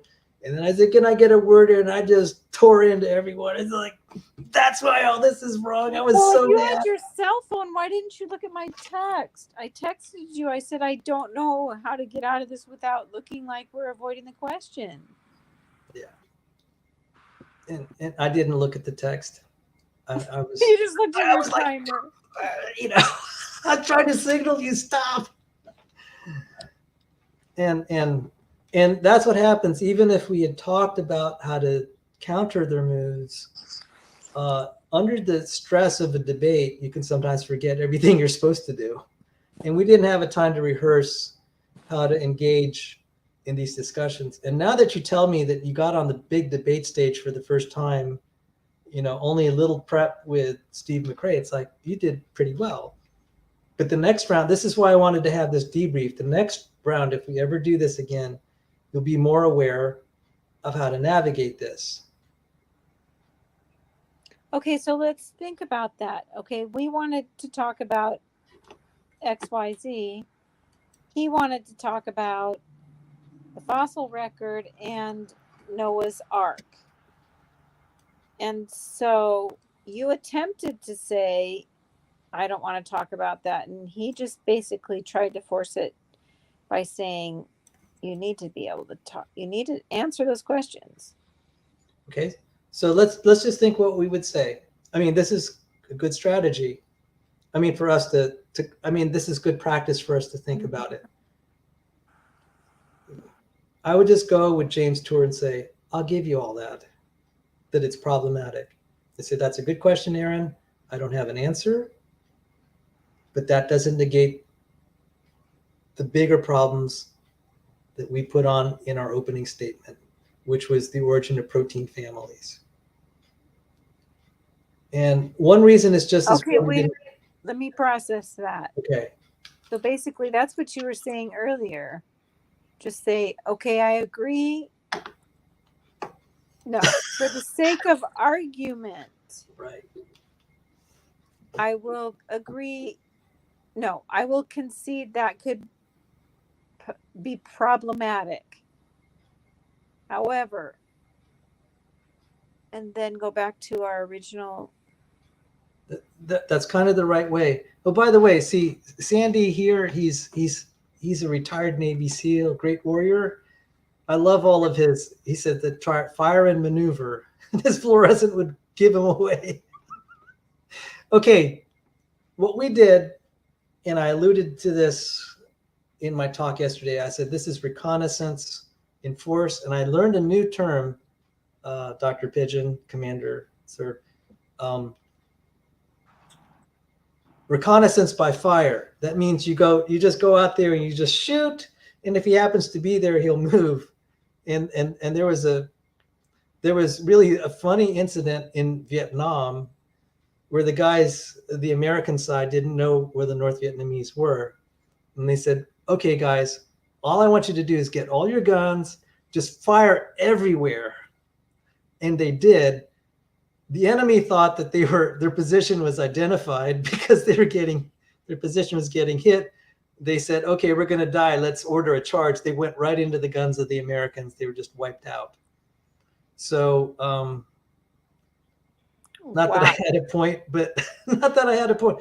But sometimes what we have to do is reconnaissance by fire. We just shoot first, because what Aron is doing is he's actually just kind of just shooting. He doesn't know where our weak point is. And we're just going to, avoid getting the shot and not taking the bait. We're going to avoid taking the bait. So this whole thing, okay, for the sake of argument, it's what we call making something moot. Moot. And we talked about this. So we make a point moot. That means irrelevant. So essentially, like when he was insulting me and saying that I wasn't educated, when I ignored it, that would be like just taking the hit and not taking the bait. So let's look at moot points. So what we're trying to do, in fact, there was a legal case at my church recently, where the judge dismissed a lawsuit on the grounds of mootness. And so we're trying to use this mootness argument here. And let's just, let me look at sometimes Wikipedia has a good explanation of things. Does fire and maneuver mean the same thing as hit and run? Okay. Let's say, Sandy, can you explain to Cindy what fire and maneuver means? One of the Navy SEALs, Todd Peters, said, shoot, move, and communicate. SMC. You shoot, you move, and you communicate. So when you shoot, you shoot at the enemy, but then as soon as you fire, he knows where you are. So you have to try to move away, because otherwise, I think that's what fire and maneuver means. The moment you start shooting, you give away your position. You better run. So like in the Ukraine war, I would see these artillery setups where they'd shoot a few rounds, and then they'd pack up and run as fast as they can as soon as they fired, because they know they've given away their position and they're inviting to be hit. So it is like hit and run. Yeah, hit and run.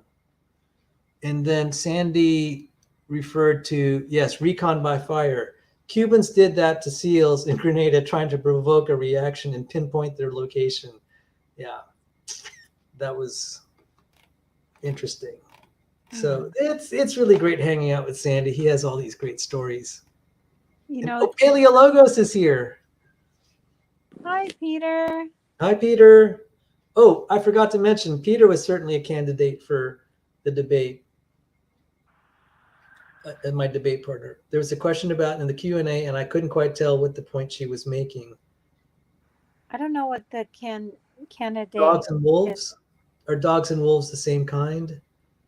In the same kind? Oh, canine. I was trying to point out that even if a dog and a wolf are related, they're both canine. And so maybe not, I don't know. But that doesn't mean that they could evolve into a feline or a giraffe. It's an example of a non-bridgeable, he was talking about bridges, an unrelated kind. I don't care if they don't like the word kind, that's the best word to use. And he admitted that the Bible word baramin is equivalent to species or kind. I can't remember what he said, but anyway. My point was just evolution from a common ancestor would mean that a dog kind and a cat kind had the same ancestor, which is ludicrous. And there was a really good question in the comment section when I was trying to say, I was trying to show the Smithsonian Tree of Life, and I was saying that a single-celled primitive life form couldn't have evolved into a human or whatever. And then Dr. Chris was saying, well, we do have evidence that the single-celled life forms did evolve into multi-celled life forms, blah, blah, blah. And one of the comments was that single cells develop into full creatures all the time. Inside the womb, a single cell develops into a whole baby. And that really stumped me for a minute. And then I was talking to Nick about it. And Nick said, yeah, that's because it's programmed. And we need to remember that a cell is not a simple life form. It contains millions of whatever composes DNA.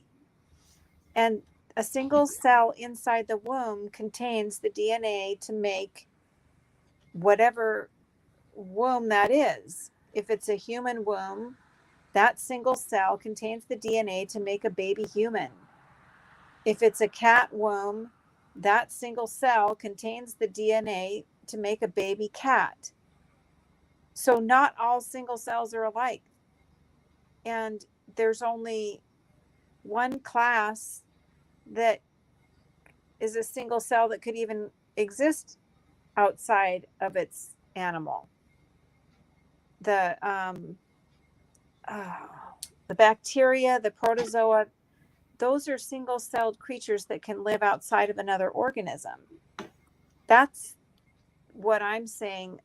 A simple life form, a protozoa or a bacteria, is never going to evolve into a cat or a dog.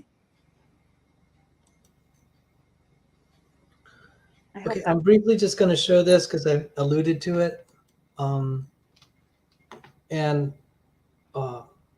Just because I said file this away, I was proud that we had started to get here. This represents the genetic code.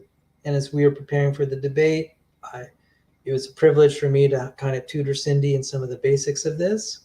And when you get mastery of this, you'll have, and a few more skills, you'll be able to engage the issues that Aron was putting on the table. So just for future reference, for your own edification, whether we ever do another debate or not, it'd be good to understand the genetic code. And you know, I'm proud of you that you learned a lot of this just before the debate, just like on Saturday. No, wait, it was like 2 weeks ago. I was walking Cindi and teaching her the molecular biology. I was teaching her about the central dogma. And so she's getting well equipped. With a few more things, you'll get to see what the issue of speciation is. And so I'm going to have a discussion with Dr. Dan, if they'll grant me, Dr. Dan and Dr. Joel, about what they call alleles and genes. So, and gene locus. And then because you have the background now, a little bit of what the central dogma is, where DNA codes for the proteins, and it uses this genetic code to do that. So the DNA, ACTG, when you put them in combinations, it codes for the various amino acids here, represented by English alphabetical letters. That's the thing with 21, right? 21's fine, but 20 is a standard number. So what an allele is, so you have positions on the DNA. We call that a gene locus, a position. You know, it's just where the gene physically resides. So you have chromosomes. Address. Right, it's the address. So he has to find the right chromosome, which is like a big zip code. And then you go right down to the address, and that's the gene locus. They call it locus, not location. All right, that's just kind of, and then when you have multiple locations from multiple genes, those are called loci. So in a gene locus, let's say this is a simplification, but let's say there's a gene locus for hair color. There are actually multiple gene loci for hair color. but let's just simplify it. Let's say there's a major gene locus for hair color. That gene on one person might color for red, another for black, another for blonde. That this is not exactly correct because it's really multiple loci, but I'm just simplifying it for the sake of argument. Those variations are called alleles. So an allele is a different version of the, a slight, it's at that same gene locus, but it's a different spelling. It's mostly the same, but it's a slightly different spelling in most cases. So all of them code for hair, and there's a variant for different. Right. The variations are alleles. And there's unfortunately sometimes there is some unfortunate usages that end up confusing things. So when you say that I inherited my mother and father's genes, it's more proper to say I inherited my mother and father's alleles. But no one ever uses that. It's just embedded even in professional literature, the inheritance of the genes. It's more proper to say alleles. Well, and alleles is a subset of a gene, so it's technically correct, or no? Alleles are the gene locus. The gene has several alleles compose a gene, compose the variations of the gene. I think you can figure out, but I'm just saying when you read the literature, they're going to use kind of loose language and it's not precise. Just know the difference between when they're saying to the gene, it's usually the gene locus versus the allele, which are the variations in that gene locus. So how does this relate to what Aron was saying? When you have these creatures that are mating and then their children are a little different, and that process keeps going, at what point is it a new species? Because all you've done is filter out alleles. And I wanted to say, let's call that type 1 macroevolution. That won't solve the protein origin problem because allele shuffling does not solve the origin of proteins. And they'll say, oh, there's a little mutation here, you create a new allele. I said, fine. That still doesn't solve the origin of a major protein family. And but it took me a while to figure out this is how to attack it if we had scholarly time to actually go through this. But I was just like caught. He said, do you accept macroevolution? I'm just like, I don't know how to counter this in one move. So in other words, allele variations contain enough of the foundational part that they won't vary outside of the kind. Okay, I think the best one is to go with Mendel's example. Mendel. Okay. You love plants, and I know that. And actually, I think we did a variation of this in our paper. It's basic genetics.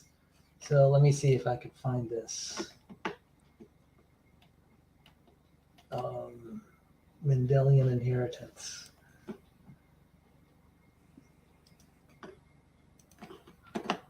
So we could talk about alleles. Wait a minute. You said variation in alleles doesn't explain what? Doesn't explain the origin of major protein families. In other words, that diagram, thankfully, that you kept hammering them with, which I was so proud of. Yeah. I could have said, how does allele shuffling and even little mutations, random mutations, create those major protein families? We could have totally had him on that if I had developed that tactic before the debate. But that's what he believes. Yes, he believes that. That and allele when you get variation can take you outside the species level. Right. You're getting close to it's not exact, but if I can spool you up on this language, you'll have an arsenal. And so this was kind of reconnaissance by fire. I took a shot at him and then he took a shot back and he kind of caught me off guard. but I at least know what his position is now, and I know how to counter it now a little better. Some refinement. He won't have that maneuver if we ever have another debate, because it'll be successfully countered. So let me show you this. This is a picture of a pea. So we have, you can have, so the G, the capital G is the color, and the Y is a green color, and the Y is the yellow color. So the color there's a gene locus for color. And the allele is either the green or Y allele. So it just so happens what we call dominant traits. This is stunning. It's another level of complexity to an already excruciatingly complex strand. Right. So there's not only... So a gene consists of a location as well as a value. Okay. Why don't I show you a picture of a gene? This is a teachable moment here. This is great for anyone who would like to learn a little bit more about this. Locus. Right.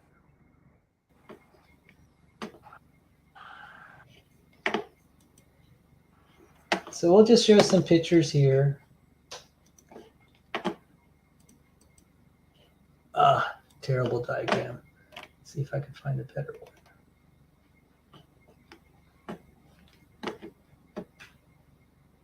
It's like computer programming. I used to write computer programs for college, and there's a location, and then there's the value at that location. It's mind-boggling. Okay, so you've seen diagrams of chromosomes before? Not like that. Okay, let's back up a little bit. Chromosomes. And again, this is where I appreciate your patience in trying to learn this. This is where I really feel the next generation of creationism goes. We go to the cellular level, they're going to be able to have less BS arguments. My goal is, as creationists master the molecular and cellular arguments, you're going to cut through the BS of the other side.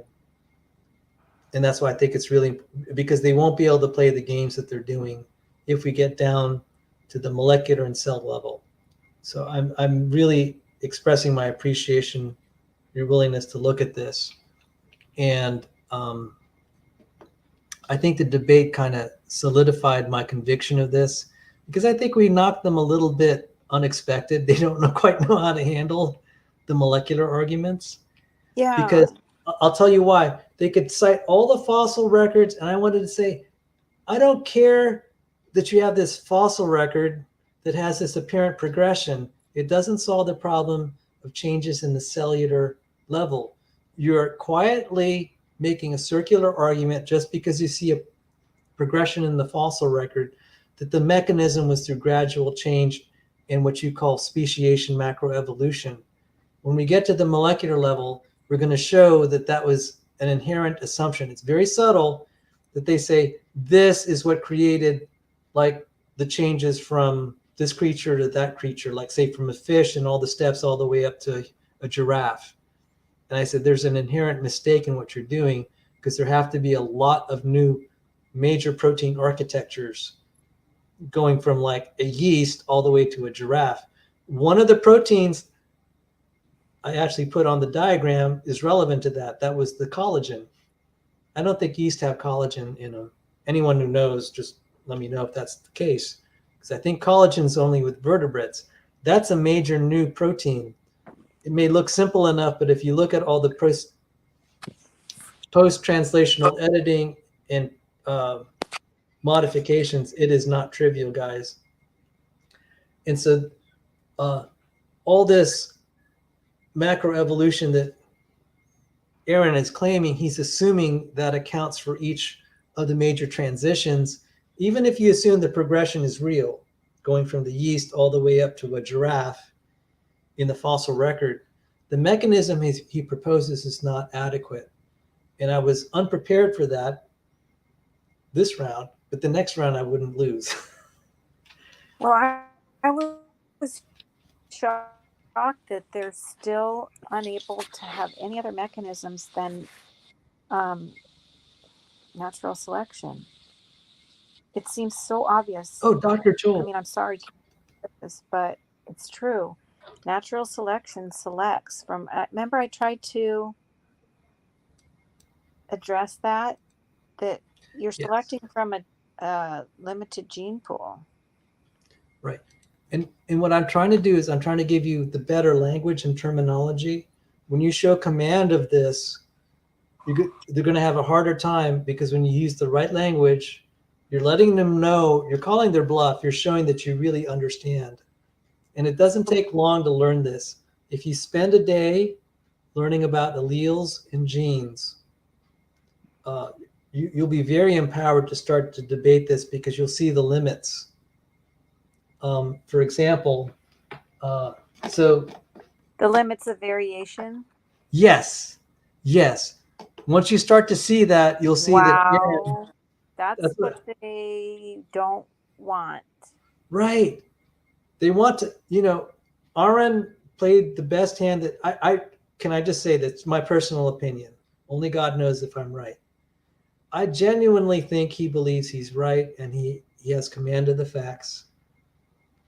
And I think there's a tendency to do what we call confirmation bias. You tend to accept only the things about us too. Yeah, that support your viewpoint, and you get so much into that box that you're convinced you can't be wrong. And I think that's Aron, because he had that condescending attitude, like you don't know the first thing about evolution. And that's how he genuinely views you. I was thinking I got a little irritated that he would say that, because that's like, no, you're not going to play that game with me. You want to, I kind of let him know you're not going to be able to do that. You might do that to Cindi. You're not going to do that to me. I'll go toe to toe with you on everything you say. And I think he started to back down. He's like, no, I don't think I want any piece of Sal, But what I'm trying to convey is I'm going to equip you. I hope you'll give me time to equip you with some of this. And then you'll be able to, you'll have a tighter argument, because you can then demonstrate it not just by your own opinion, but you can appeal to the textbooks. When you can appeal to standard textbooks, you'll be able to command a lot of authority in the debate. So you appeal to standard textbook knowledge, you can knock them back on their heels. So now, wait a minute. Mr. Sal Professor here. So if you watched me trying to explain what you knew was true, but that I was using the wrong language, why didn't you pop in and say, let me help you with that, Cindi? Okay. No, that's a very good question. I didn't want it to seem like I was controlling you and just kind of making you parrot everything I said. I wanted you to, I felt it would come across. I didn't want that either. Yeah. Yeah. It would come across as more honest, that you expressed it in the words you had. I was just praying that God would give you the words to say. I can't really explain that. Sal probably might be able to explain it better. But when you're under that much pressure, the first reaction is to respond, because usually, just like when you're being badgered by Kent Hovind's attorney, that was a situation you didn't have any recourse but to just defend yourself. And sometimes your mindset is, I'll keep doing this. It's easy to forget I was there. All you had to do is say, I'm not expressing myself well. I think Sal could articulate the argument better. But I didn't even know at that point if you agreed with me or not. I thought you might think it was a Kent Hovindism, because he always says natural selection selects. Yeah. But that is true. So this is what I had been hoping we would have time to kind of rehearse these maneuvers. But we got something just as good after the debate. We can review what it was really like live, and in retrospect, Excuse if me. we ever did this again, we would understand how to counter it. But then I try and equip you with kind of more of the terminology, so you can, the more that you can cite, not just your opinion, but you could say, I got this from this textbook. And it really will kind of knock them off their heels if you can say, like I said, this is from Bruce Albert's 5th edition Essential Cell Biology.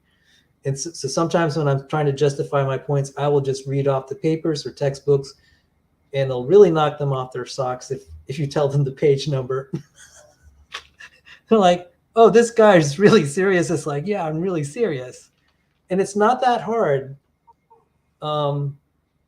It's not that hard. I'm just trying. This is why I have a passion for teaching other creationists. I'm just trying to sharpen their arguments. You have the right idea. Learn to speak it in their language. Learn to use standard college textbooks. If you can cite the textbook and the reference page and the author, they're going to back down. It's like, you know, and so now, usually the only way you learn this usually is you have to go through a college course, which I had to do, and that was painful.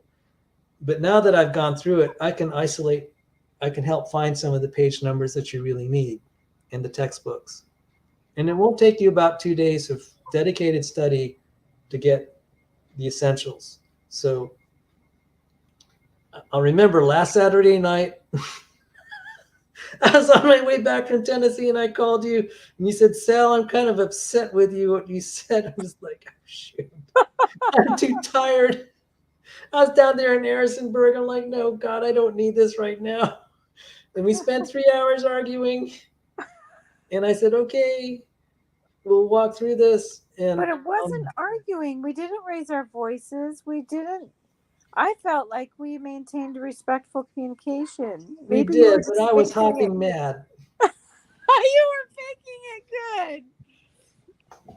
But I said, I said, Cindy's had enough trouble. I'm not gonna, maybe you can appreciate this. I guess it's like when you want to smack your kid around because he did something wrong, but you think, well, you know, he meant well. I guess the best example I have of that was one dad was saying, you know, a kid was trying to wash my car, and he ended up scratching so much of the paint off because he used like some harsh, you know, steel wool or something. I don't know. And he said, I was so mad I wanted to wring his neck, but I said, you know, I'm not going to do that because he was trying to do the right thing. He was so mad.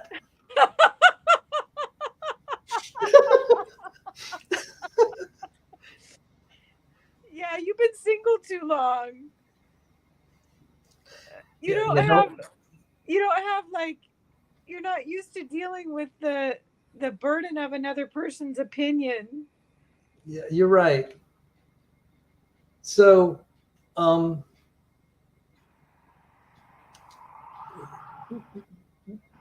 going back to these, where we were trying to go is maybe, you know, we're already at 2 hours, 15 minutes. If you'd like to do this later, we can do another show and say, how would we counter Aron Ra's argument? And I will, we could do a show on understanding alleles. I think that might be a good idea because he always quotes that definition of evolution. Right. And he always accuses us of not knowing what evolution is. Right. And I'm, you know, that's why we're trying to recruit Dr. Joel to kind of evaluate.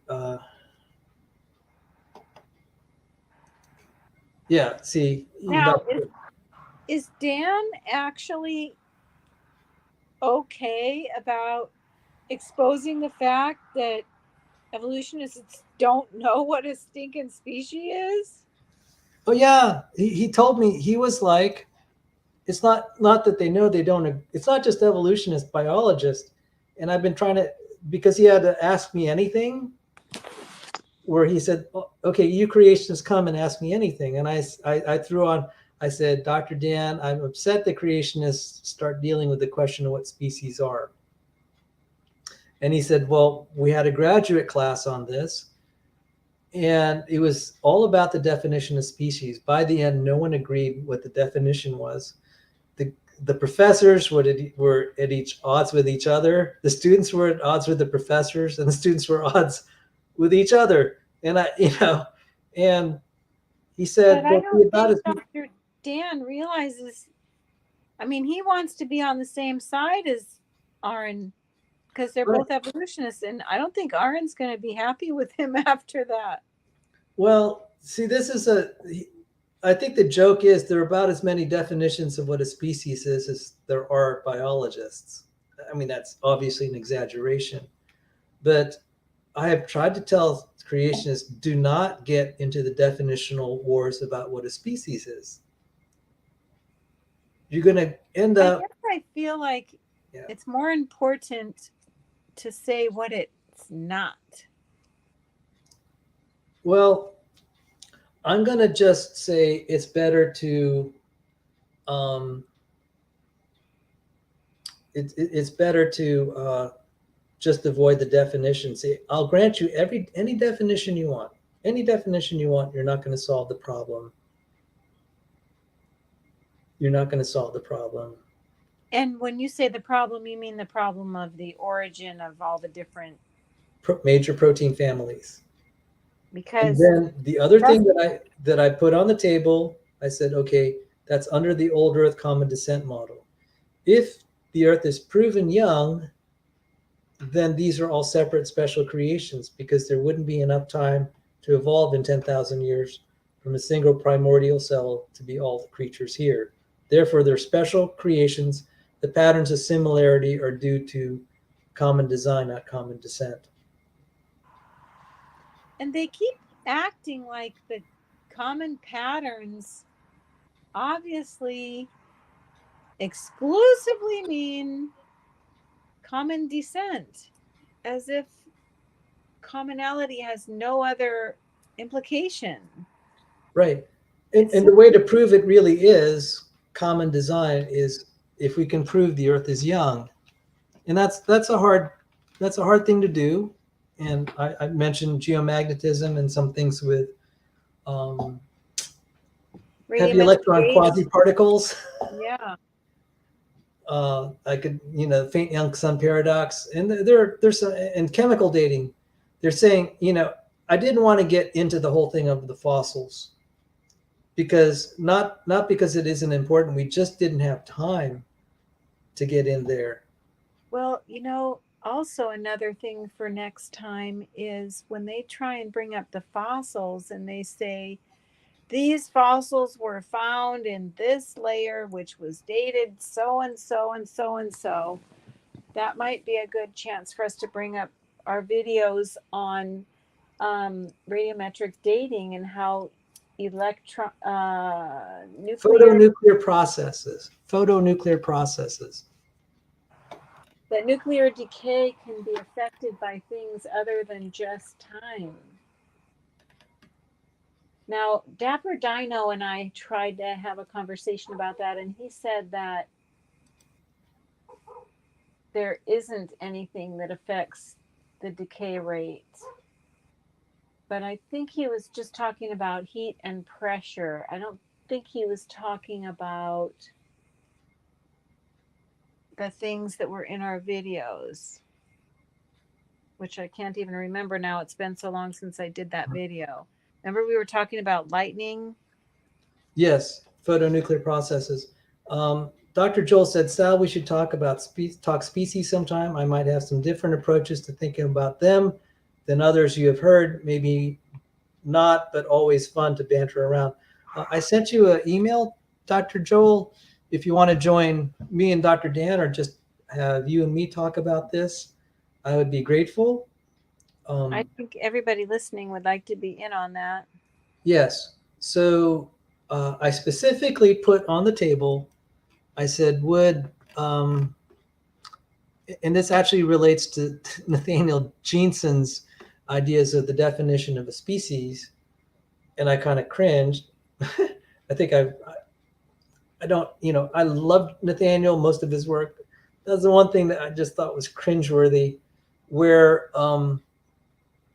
change in allele frequencies could lead to another species. And it's like, okay, if you want that definition, you can use it. I just say, just avoid the whole topic altogether. So the question I would have is, can we actually, this is just a rhetorical question that I sent to Dr. Dan and to Dr. Joel. Would we qualify a change in allele frequencies sufficient in some cases to create a new species? And it's like, okay, it's just it depends then on how you define it. So I would call that, like, let's say, a type 1 speciation event. It's just a change in allele frequencies. A type 2 would be introduction of point mutations, something like that. Type 3 would be introduction of new, a gene duplication event. Maybe type 4 would be major translocations or frame shifting, something like that. That all types of those speciations, how you grant it, they're not kind of really the same class. And I would say, okay, I don't think a type 1 could create new proteins. I think a type 2 would be problematic. Type 3 and 4 maybe, but it has problems. So that's where I was going. Well, according to what you just told me, what an allele was, it's like a hair color or an eye color, and there's no way that's going to make a new kind. It might make a red fox or a black fox, which you might say is a new species, but it's the same kind. Am I missing something? You're close, and it would be better. Let's see, Mendel's. We talked about hair color. I should have talked about peas, because the big advancement in genetics was with peas. But again, it's a color issue. Right. See if I can, and then we can talk about gene loci or locuses. Well, here, I think this might be a better, and we'll review this because this was kind of on the fly. So there are two genes involved here. Gene loci, one for the color of the peas and one for whether it's wrinkled or smooth. Yeah, I had this in the Science Center. Okay, good. Since you have it in the Science Center, you can leverage this more. Had, yeah, I'm sorry. Except for mine had the purple flower and the white flower. So there's I guess that would be a third loci. One that would say if it's wrinkled or not. One would say if it's yellow or green, and the other would be the flower color, purple or white. So the reason I like the peas, it appeals to Mendel, who pioneered the understanding of this. So it's just a great historical example how we figured all this out. But the evolutionists have something against this. Yes, and you could see why. And it was in our paper what we were talking about. I mean, in our chapter, in our Springer Nature reference work, we actually began with Mendel's laws. And we were pointing out some of the difficulty. So let me just take an extreme example, just hypothetically. If we said we could start out with, okay, let's say that the parent genome was heterozygous. I don't know if you could see me circling it right here on the upper right-hand corner. No, I don't know what heterozygote means. Okay.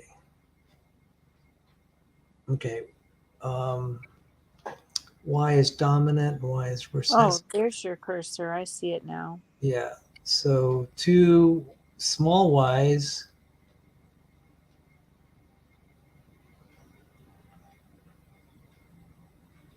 two small y's. I don't like the lettering here. It should be YG, I think. Y lowercase g. Yeah, this is a bad diagram. I thought it was. See, there's the one with the purple and white flowers. That's what I had. This one.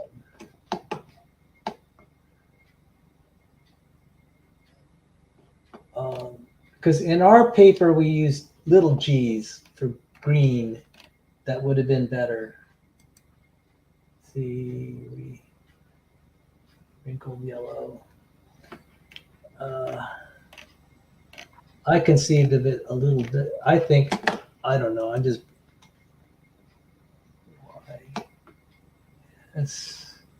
Everyone will use their little different notation.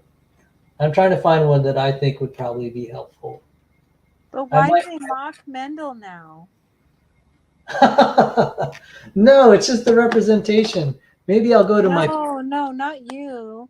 The evolutionists. They mock Mendel. Well, it was. We pointed out historically there was a challenge that Mendel had because it had the Darwinism, and then they had to create neo-Darwinism to try to reconcile that. That's not exactly accurate, but that's about my closest approximation.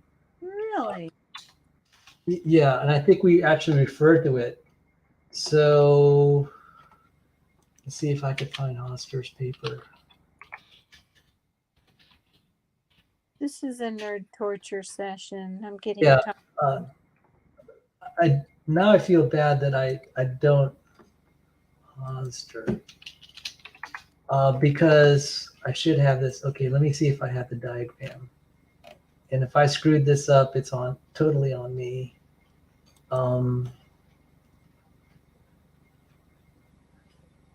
Because I was the one who, the one who made the diagram. Okay, go on. What? I was going to say, this is the point that I was making in the Science Center. I had a diagram that had things that vary in a human. And that would be like nose shape, foot shape, eyebrows, eye colored, eye shape, and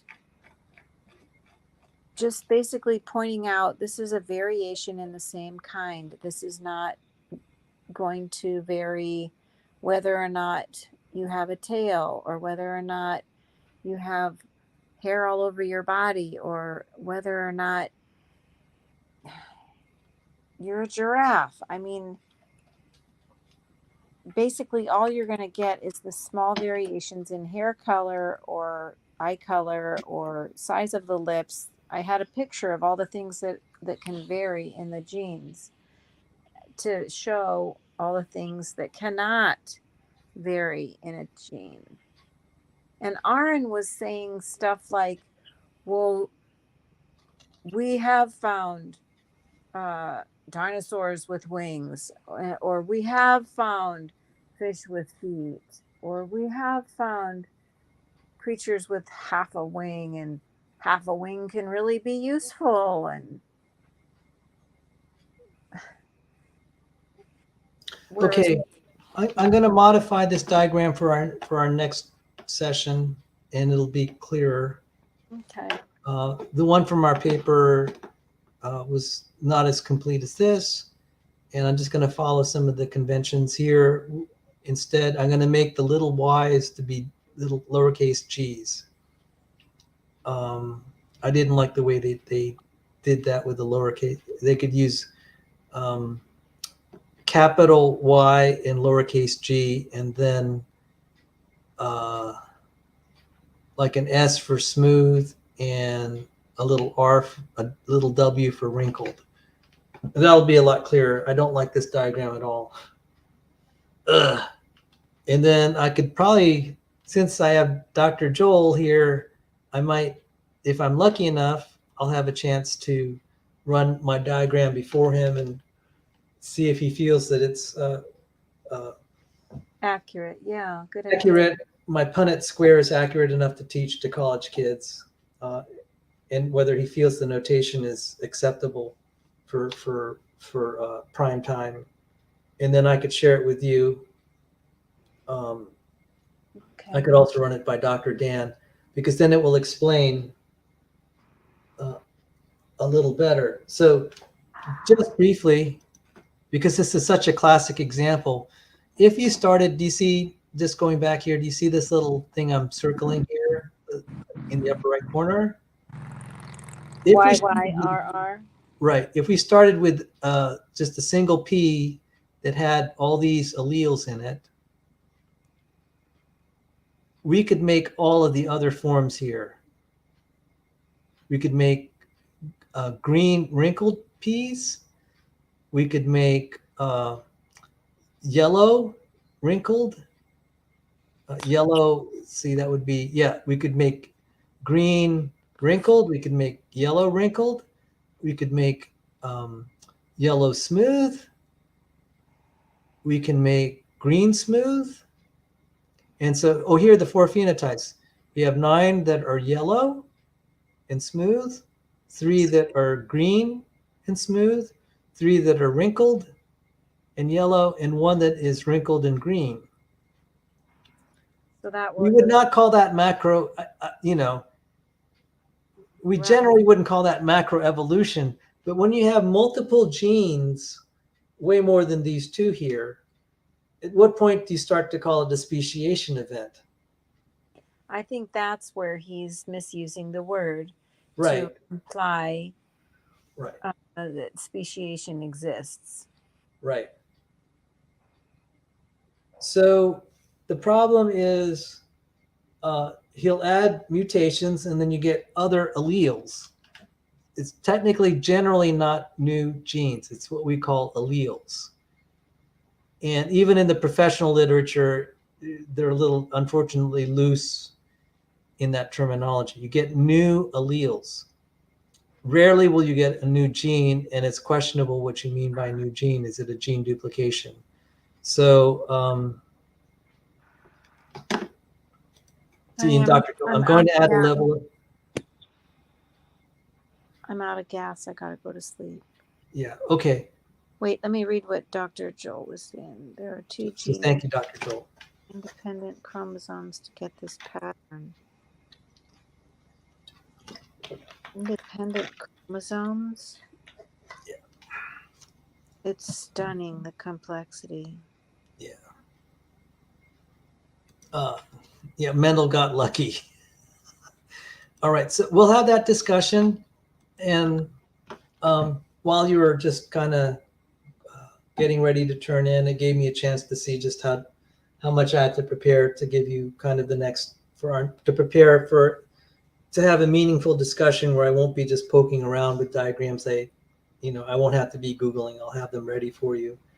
And hopefully we can get through it in less than an hour.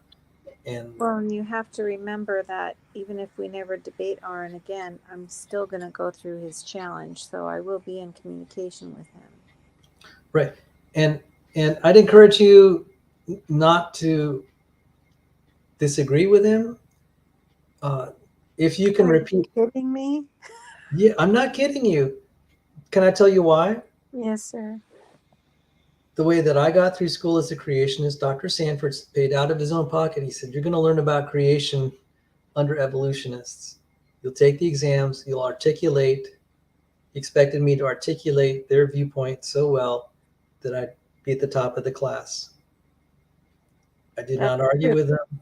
And part of my goal is to be able to understand his viewpoint. Right. He will be more impressed that you can articulate things, what he said. If you show that you listen, he will be appreciative. And if you walk away, that would probably, I just got to tell you this, I think that'd be the best witness that you learned it.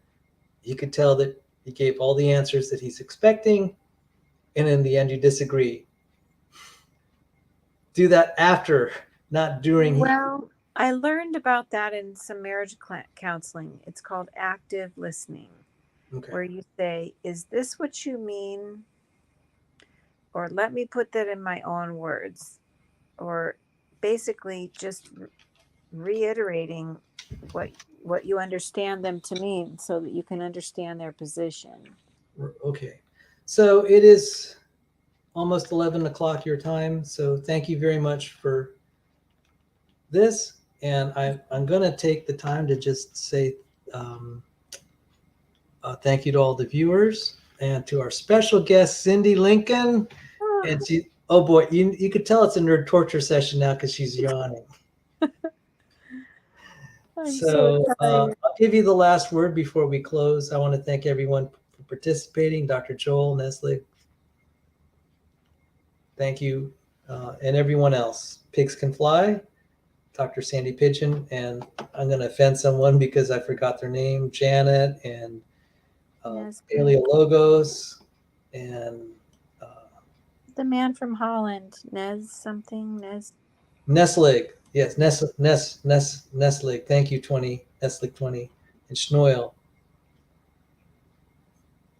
Oh my goodness, Schnoil mentioned this. Ever use k-means clustering? Whoa! Now there's a nerd. Okay, I'll give you the last word, and I can meet you backstage. I'm just going to play the closing credits. So, Cindi, do you have anything to say? Would you like to say a prayer? I would like to pray us out. Thank you. Okay.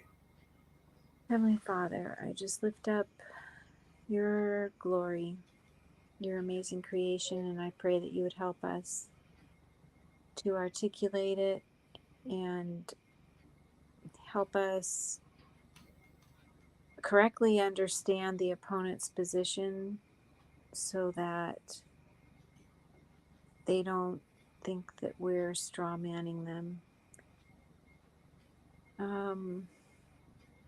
We just lift up the hearts of man, Lord, that you would send your Holy Spirit and convict of sin and righteousness. Without you, there is none of this would lead anybody to the Lord. So just help us be your hands and feet. I just thank you, Lord, for Sal and for everybody listening, trying to be better for you. In Jesus' name, amen. In Jesus' name, amen. I'm going to play closing credits. I'll meet you backstage, Cindi. Thank you, everyone. God bless you. Good night, everyone.